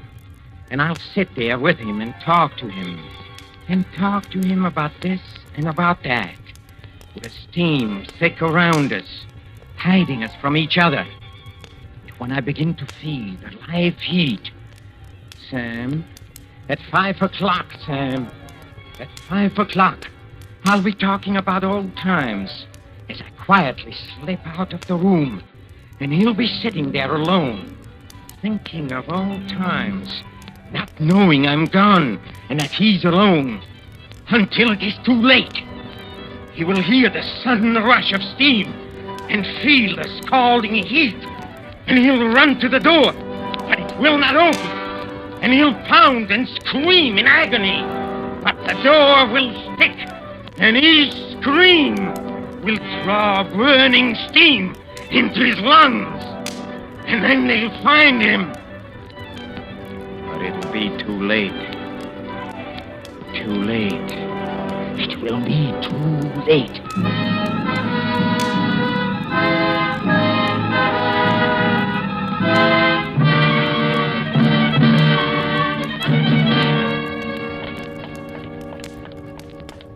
Oh, hello, Ricky. Hello. I'm so glad you came. See, I was just going to take my steam bath. I had to wait until Lynn called me. I told her to meet us at the airport at 6. Good. Come, Ricky, let's go to the locker room, huh? Look, here is your old locker, Ricky. You have the key? Yes. Here, you open it. Thank you. But first, Ricky, please, I want to tell you how I feel, how I've been so miserable because you should have killed me, Ricky. Maestro. Yes, Ricky, I deserved it, but you see, I wasn't myself. You know that. Let's forget it, Maestro. Go ahead, open the locker. All right, thank you. See? Look. Your punching bag. Look, your trunks. Your gloves. And here, look here, Ricky, this pair. This pair you wore the night you beat Kit Foy. Wasn't that a fight, Ricky? How can we ever forget the 3rd round? Remember what the newspaper said? Every word is burned into my memory. Last night, a new star of the ring was born. Ricky Martin. Sensational new welter. Cut it, Maestro. Yes, sir. I'm sorry, Ricky. I know how you feel. Ricky, are you sure? Isn't there one chance that you'll change your mind? No, Maestro. Not a prayer. What time is it? It's only about 4:45. Come on, Ricky, don't you want to have your last team with the old maestro? huh? Well, I... No, come. Well, okay, but remember, old maestro, 5 o'clock's my deadline. Oh, well, Ricky, that I guarantee you. Say, who's around at this time of the day? Huh? Oh, Joe. Sam, I wanted to tell you how sorry I am. Oh, sure. I'm sorry, all right. Call me put on the boss a slug. Come on, get oh, boy. Sure gonna be some hot sorry, all right. Sam, stop mumbling. Get going. Some hot, tragic finale, all right. Get going. Some hot... Poor guy. See, maestro, that's why I'm getting out now. I don't want to look like that in 5 years. Here's your towel, Ricky. Are you ready? Yeah. I'm ready. How much time we got? Well, it's just a couple of minutes before 5. It's time for a quick steam and a shower, and then we meet Lynn, huh? Okay. Good old steam room. You really got that steam up today. Yeah. It's so thick you can't see your hand in front of you. Yeah, but it's good for you. Come on here, feel your way over here, Ricky. Come sit here with me on that second chair. Here. Yeah, that's right. Just keep your head down and your eyes closed and relax like me. Yes. This feels fine. Yeah. You'll begin to feel even better later. Tell me, Ricky, tell me how you met Lynn. Well, she was staying at the same hotel with her mother and father. He came up on business. A right guy, maestro. You'd like him. Yes, I'm sure I would. One night I just found myself dancing with her. I don't know yet how it happened. But there we were. And after that, well, it seemed like there was nobody else in the world but we two. I don't know, maestro, but suddenly I realized that what I wanted most in the world was right there. Something I can't remember having. Something I wanted all the time and with all my heart. I'm tired of hotel rooms and training camps and fight talk and no one and nothing to come home to. I love Lynn. I love her family. They love me. That's all there is, maestro. I guess that's the crop for any man. Hey, it's getting kind of hot, maestro. Remember, Ricky, remember the day we first met? Maestro, steam is getting a little too much. Remember, it was backstage at the Met. You wanted to be a ballet dancer. I must laugh when I think of those days. You had muscle and you had grace and you had power, but you didn't know what to do with them. And I showed you. Not ballet. Years of sacrifice. For what? I found you and I found the ring and I brought the two of you together. In 1 year, you were near the top. Yes, it was a long year, Ricky, but we went through it together. Yes, I can't help feeling that your leaving is almost a tragic finale to a brilliant ring career. What? Yes, a tragic finale. And then we got your first fight in New York. How nervous you were. Your New York debut. Not at the Met to the music of Offenbach's Gaîté Parisienne, no. But at the Madison Square Garden, to the roar of 15,000 throats. Do you remember the last thing you said to me before you went into the ring? Remember? Hey, Ricky. Ricky, where are you? Ricky, where are you, Ricky? Ricky! Ricky! Ricky! Don't leave me here, Ricky! Ricky, come back! Please come back, Ricky! Open the door! Ricky! Don't leave me! Ricky! Ricky! Ricky! My life! Ricky!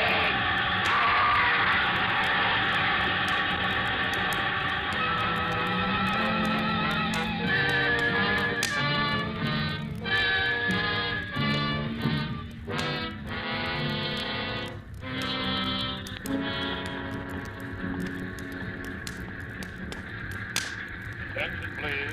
Attention, please. Will Colonel Joy please go to the reservation desk? Colonel Joy. Attention, please. Flight 17, Clipper to Rio, ready. Flight 17, ready. Mr. Gluskin, Miss Thompson, Captain J. Stevens, Mr. and Mrs. Ricky Martin. Flight 17, board, please. Ricky, here, hurry. Hello, darling. Sorry I'm late. Oh, come on, we've only got... Where's the maestro? The maestro, I left him in the steam room at the gym. Slipped out on him. I couldn't take him. Poor guy's all broken up. He feels like it's, well, what he'd call a tragic finale. Mr. and He'll get Mrs. over it. Ricky Martin, board Flight 17, please. Come on, darling, let's go.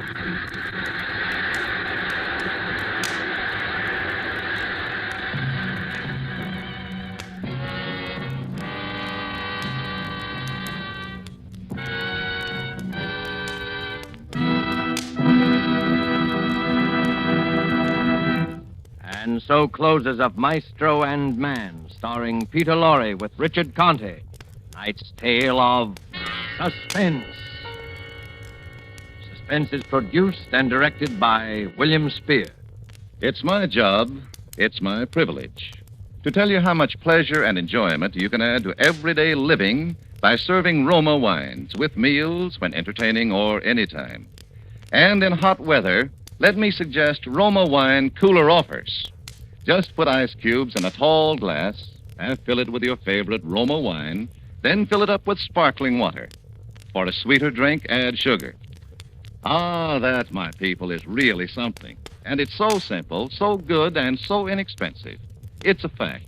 The cost of Roma wines is only pennies a glassful. Get Roma wines today. Enjoy them regularly. If your dealer is temporarily out, please try again soon. Just be sure you ask for ROMA, Roma Wines, America's largest selling wines, made in California, for enjoyment throughout the world. Richard Conte appeared through the courtesy of 20th Century Fox, producers of the Technicolor production Wilson. Next Monday, same time, you will hear two distinguished leading ladies, Miss Maureen O'Sullivan and Dame May Whitty, as stars of Suspense. Presented by Roma Wines, ROMA, made in California for enjoyment throughout the world.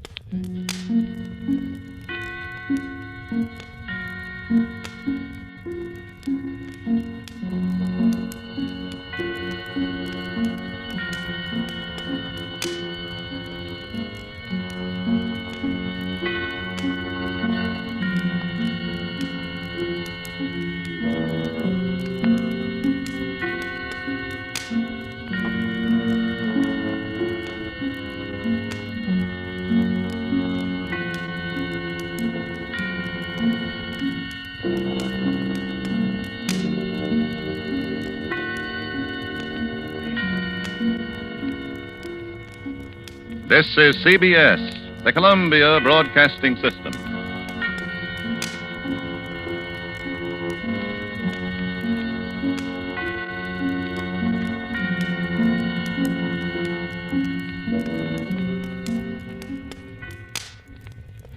Now, Roma Wines present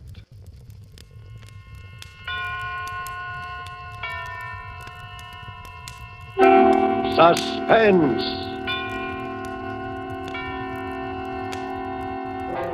Tonight, The Bluebeard of Balak, starring Merle Oberon. Suspense is presented for your enjoyment by Roma Wines. That's ROMA, Roma Wines. Those excellent California wines that can add so much pleasantness to the way you live, to your happiness in entertaining guests, to your enjoyment of everyday meals.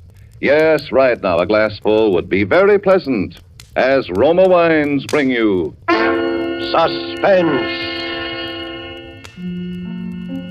This is the Man in Black, here for the Roma Wine Company of Fresno, California, who tonight from Hollywood bring you a star, Miss Merle Oberon, and a suspense play inspired by an actual recent news item from occupied France. And so, with the Bluebeard of Belloc, and with the performance of Merle Oberon, we again hope to keep you in suspense.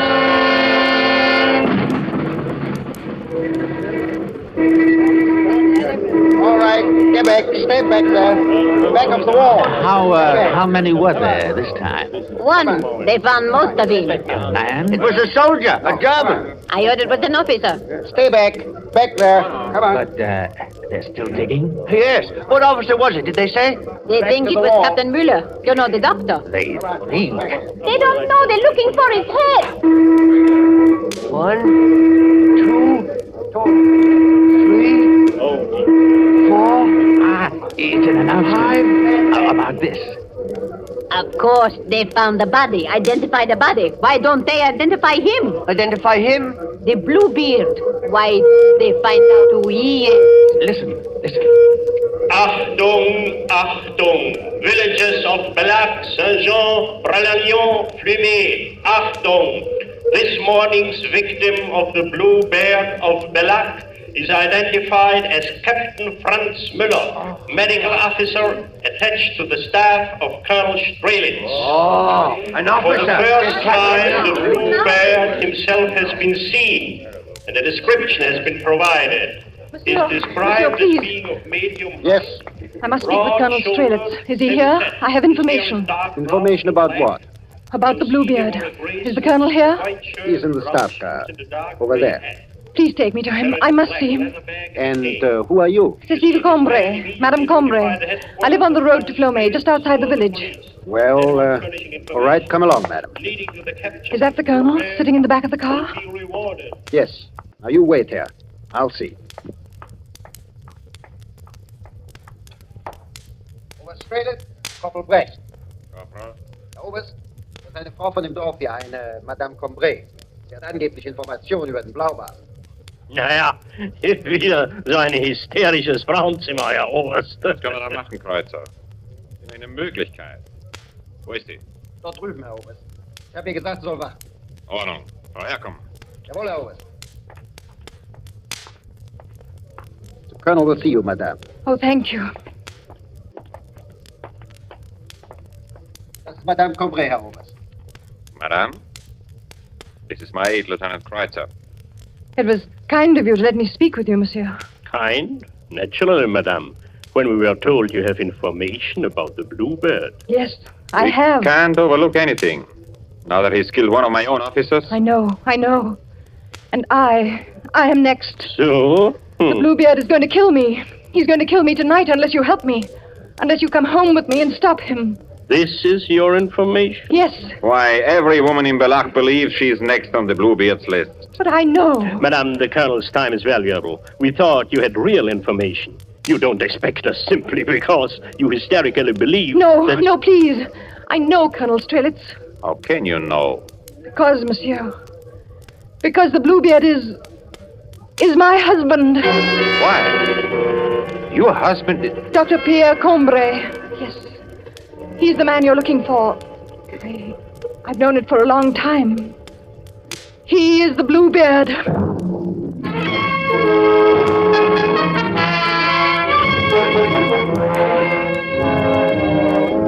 Tonight, for Suspense, Roma Wines are bringing you as star Miss Merle Oberon, whom you have heard in the prologue to The Bluebeard of Belloc by Sylvia Richards.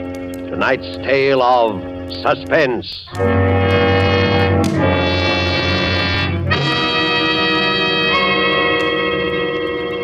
In many foreign lands, wherever wine connoisseurs gather, they enthusiastically praise the distinguished character of Roma wines. Such praise of Roma wines in foreign lands can only mean that they are truly magnificent in quality. Roma wine's excellence is due to a unique combination of California's perfect soil and climate, from whence come the choice Roma wine grapes, plus age-old winemaking skill and modern knowledge. These combine to make Roma constant in quality, uniformly fine, unexcelled in value. Tomorrow, discover for yourself the delightful Roma taste and goodness enjoyed by more Americans than any other wine. Simply serve as an appetizer before dinner a cool glass of golden, nut-like Roma California sherry. Then on the table, place a bottle of cool, hearty Roma Burgundy. You'll be pleasantly surprised at the extra delight it adds to your meal. How it will win new compliments from family or guests. Yet, the cost is only pennies a glassful. Get Roma wines tomorrow. If your dealer is temporarily out of Roma, please try again soon.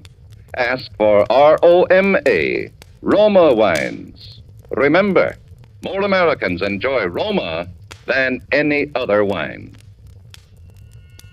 And now it is with pleasure that we bring back to our soundstage Miss Merle Oberon as Madame Cécile Combray in The Bluebeard of Belloc. A tale well calculated to keep you in suspense.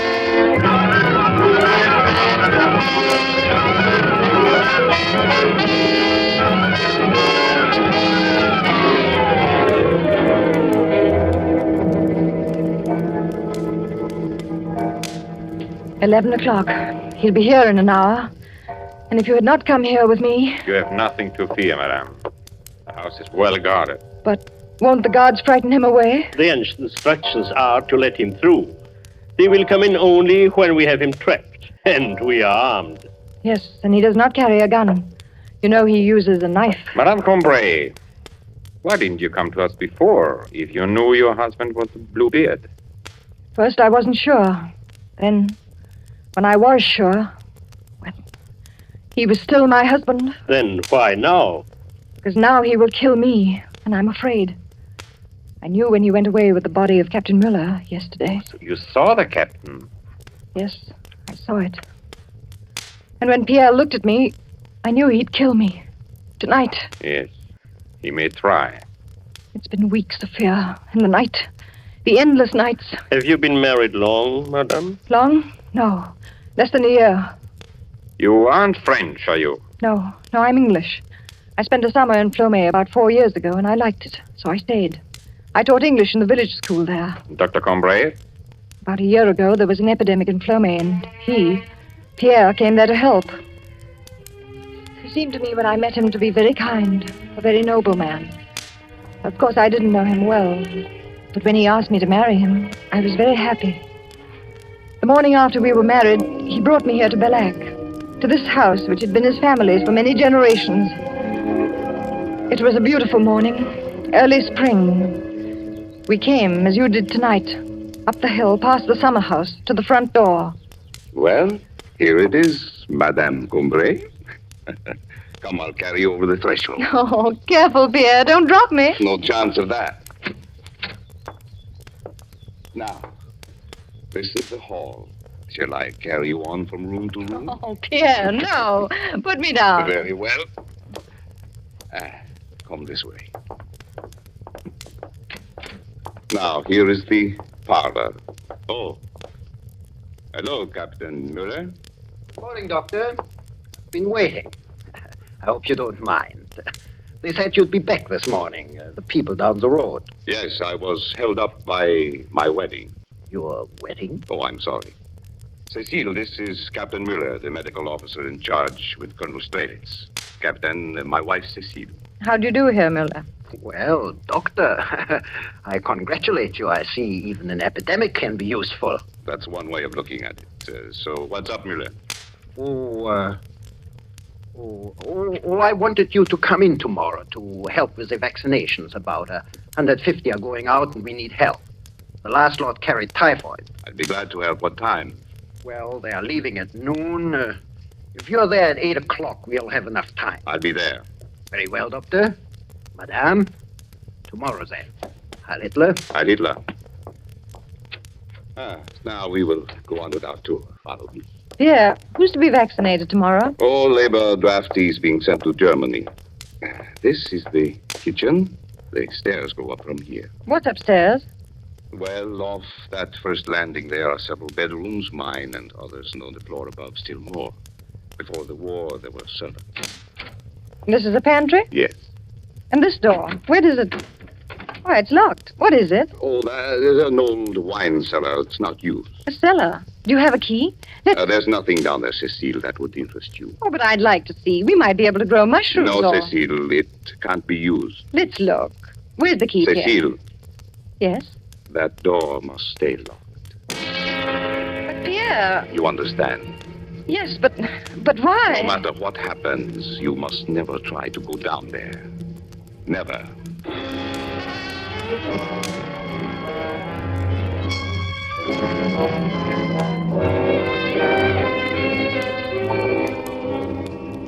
You see, monsieur, it was a small thing.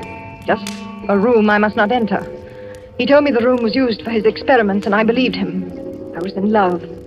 But there were other things, and they added up to fear. Just the taste of fear.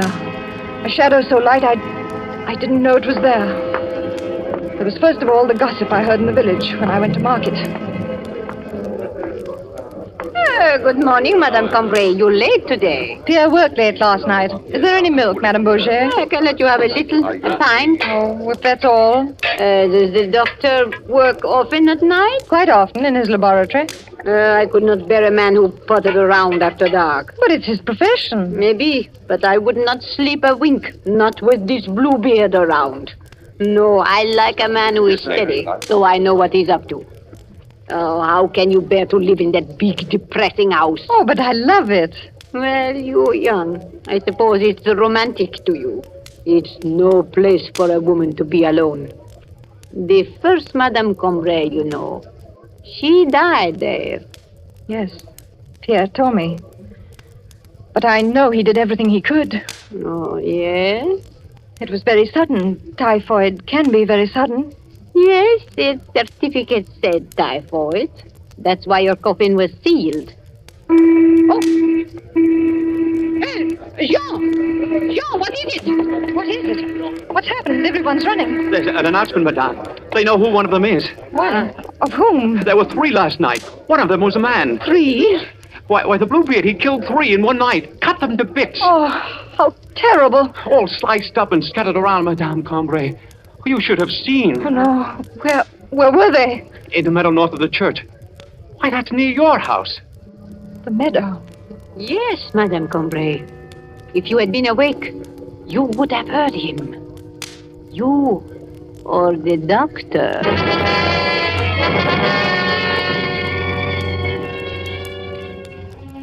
Yes, if I'd been awake, I would have heard. And one night, I was awake.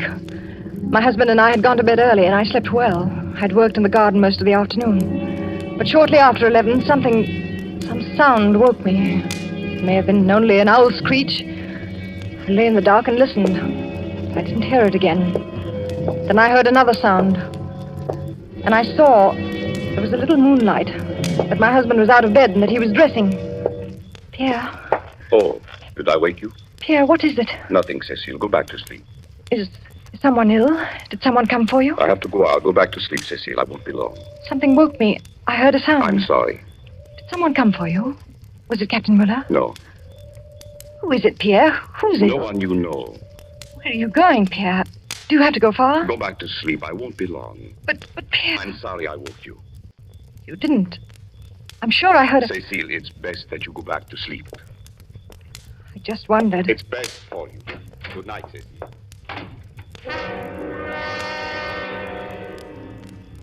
He went away, Colonel Strelitz, and I lay there in my bed, rigid, listening to his steps down the dark stairs into this kitchen. I heard the front door open and close. Then he went down the gravel path in the moonlight. I waited. It seemed long, yet it was only a little time. That clock there, I could hear through the floor chime the quarter, then the half. When I heard him, it was not yet midnight, and he came slowly, climbing the hill. I slipped out of bed and went down the stairs to the landing there, from where I could watch him come into the kitchen. But when he came into the kitchen, I could not speak, for he was not alone. Over his shoulders, he carried a body. A man, I think. And he was stooped under his horrible burden. He crossed the kitchen without looking up, and did not hear what I was sure he must hear, the pounding of my heart. He took a key from his pocket, holding the body with one hand, unlocked that door to the wine cellar, and went into its awful blackness. Then I was back in my room. I don't remember how I got there, cold and shaking in my bed. When I heard, oh, monsieur, it was pitiful. I heard rising from the depths of the house, from where he had gone, scream of a man in fearful agony.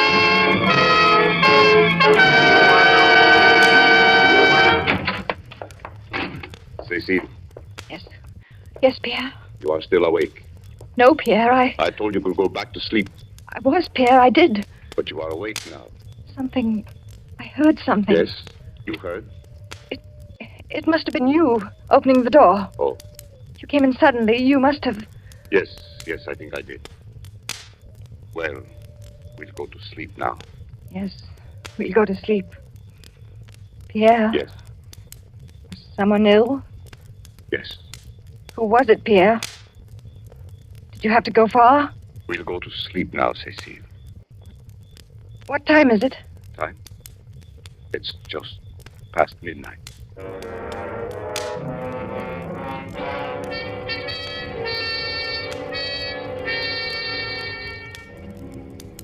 Midnight was usually the hour. His hour. He always came back soon after. And the following day, there were always the announcements on the loudspeakers in the village. Bodies. Pieces of bodies. It was the day when your men found Odette. It was so horrible for me, because she was so beautiful and still only a child. And you remember the body was yet warm. So the whistles were blown, calling all the village to the church square. Because the Bluebeard might still carry his knife or have blood on him. Or he might not get there and be known because he was missing. I was in the village and I ran to the square with the mayor. And we stood in line with the others. Everyone was there. Everyone except Pierre. What terror I felt. Monsieur, when you began to call the names. Félix Armand? Here. Paul Arden? Here.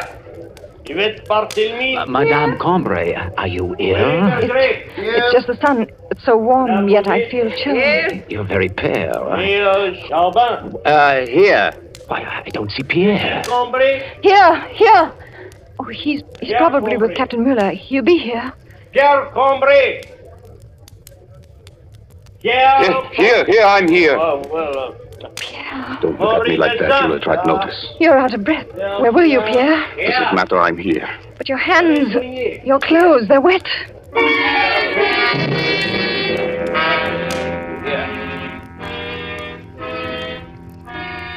So you see, I still did not know. And I needed to be sure. I could not live unless I was sure. So I stole the key to the cellar. Yes, it was that easy. While he slept, and the next day he went to the village with Captain Muller and left me alone with the answer in my hand. I opened the door and went down those steps, carrying a candle. We will go down there in a moment, Colonel Strelitz, to wait for him. And you will see there is a little room, bare and damp by the candle's light. I saw there was something on the table. It was his case, filled with knives, surgical instruments, not strange for a doctor. There was blood on them, fresh blood. And there was more on the table, on the floor, and much blood on a sheet which I found thrown into the corner. I found the strength to get out and to lock the door again. I put the key back that night. So again, I did not know. I did not really know until yesterday. I was sewing in the front parlor, and Pierre was walking up and down because he had an appointment with Captain Muller. The captain was late. What's keeping Muller? Perhaps he got orders. More soldiers came into Belac yesterday. Many more. Yes, I know, but that shouldn't keep him. There's something going on. They're getting ready for something. Yes, but why would Muller... Do sit down, Pierre. Your walking makes me nervous. I've spoiled the steam and have to rip it out. Oh, I'm sorry. Some of the soldiers were searching houses yesterday. I don't know what they were looking for. Did they come here? Oh, no. At least not while I was here. I was in the village most of the afternoon. That's when I saw the soldiers. And there's nothing here to look for. Is there, Pierre? That's it, of course. Why didn't I think he's down there? Pierre, where are you going? I'm going down to my cellar, Cecile. I have work. Pierre, no, not the captain. Yes, the captain and Cecile. I don't want to be disturbed.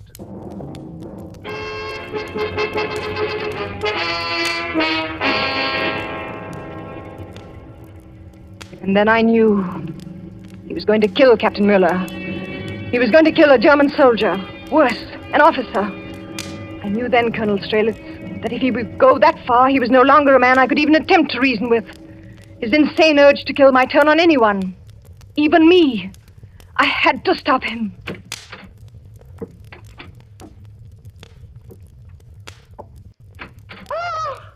Cecile! Cecile, what are you doing? You can't come down here. You killed him. Cecile, now. I'll have to. But I wasn't ready. It's not time. Captain Muller, they'll track you down. You can't get away. Cecile, be quiet. I warned you. I told you not to. Murder. You did it. You killed him and the others. Cecile, I told you. What will you do now? Do? What do you think I'll have to do?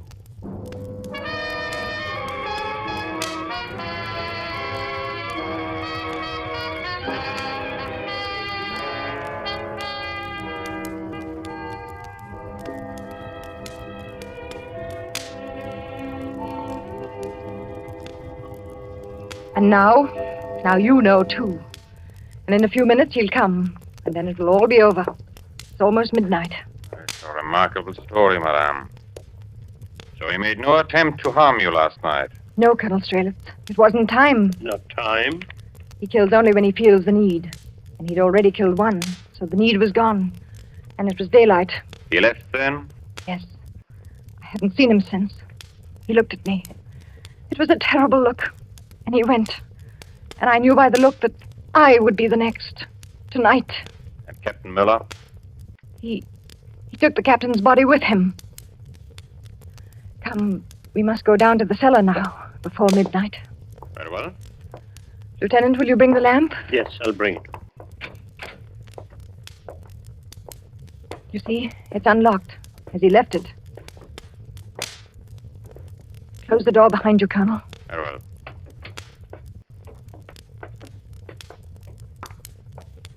Careful, the last step. Another door. Oh, it is small. Damn.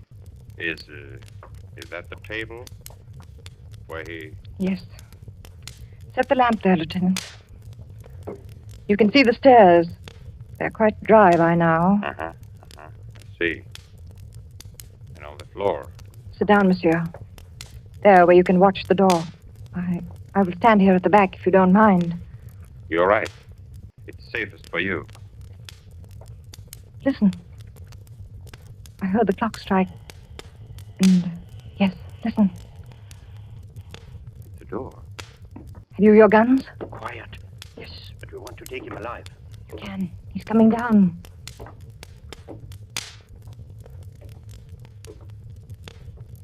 Cecile, are you there? Put your hands up, Dr. Hombre. Visitors. Well done, Cecile. Scarcely visitors, Doctor. A bit more unpleasant for you. Now, if you'll... Put your hands up, Colonel Strelitz. You too, Lieutenant. Madame Combré. Yes, I too had a gun. But your husband... He's the Bluebeard? I'll take your gun, Colonel, and yours. No, Colonel, I am no Bluebeard, as you knew very well. It was clever of you to plant the mutilated bodies of your victims to drive me into the open. To create this legend of a Bluebeard to make the people of Belak suspect all men who work at night, as I do. To make the village distrust me, their leader. But Madame Combré, you saw Captain Muller, saw his body. The captain? Yes. Pierre killed Captain Muller. He was his one victim, because the captain was suspicious and pried a little too far into this room. Pierre had to kill him because he saw our radio station behind that wall. Open it, Pierre, and let the colonel see. You see? The wall opens easily, and behind it is the nerve center for Belak, for our underground army. Army? Sneaks and cowards who set their women to lying. I lied? What else? You said that he carried in a body, that there was a scream in the night, that there was a body. All true, Colonel. Yes, I carried home a man wounded by your soldiers, and I removed the bullet without anesthesia, for we French have no such luxuries. So the blood of that patriot is mixed on the table with that of the late Captain Muller. Don't you know it's hopeless for you? Hopeless?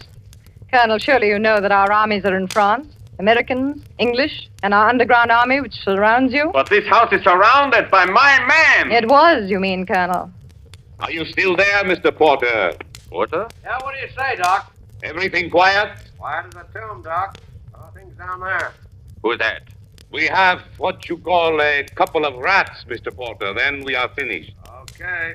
That is Mr. Porter. As you heard, he is an American. An American? You? He is commanding a large number of parachutists who just an hour ago dropped into our meadow. Oh. And who a few minutes ago very quietly killed the guards you mentioned. Killed? My God. Yes, and since you were here in the cellar, unfortunately, you could not hear. But now, Pierre, you have your work to finish. Your work? I have orders from my army to kill you and the lieutenant to secure this advance for our allies. So with Cecile's help, I set this little trap. Oh, listen to me. You won't. Cecile, do you want to share the honor? No, please. For Please. France? Yes.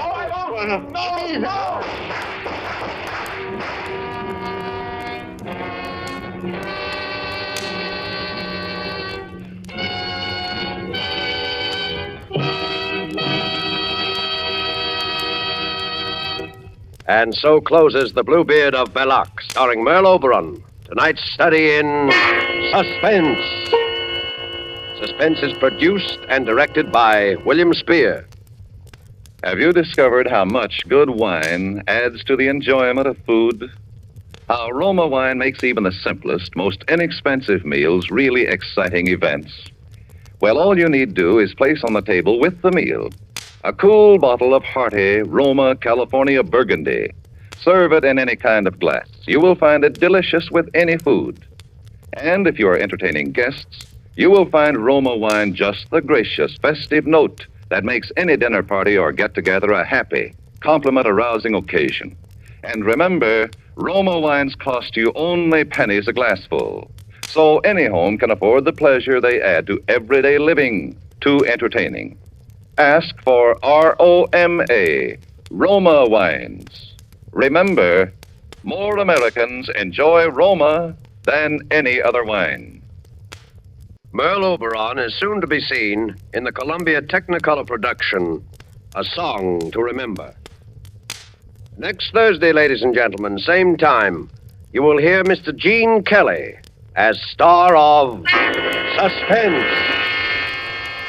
Presented by Roma Wines. ROMA. Made in California for enjoyment throughout the world.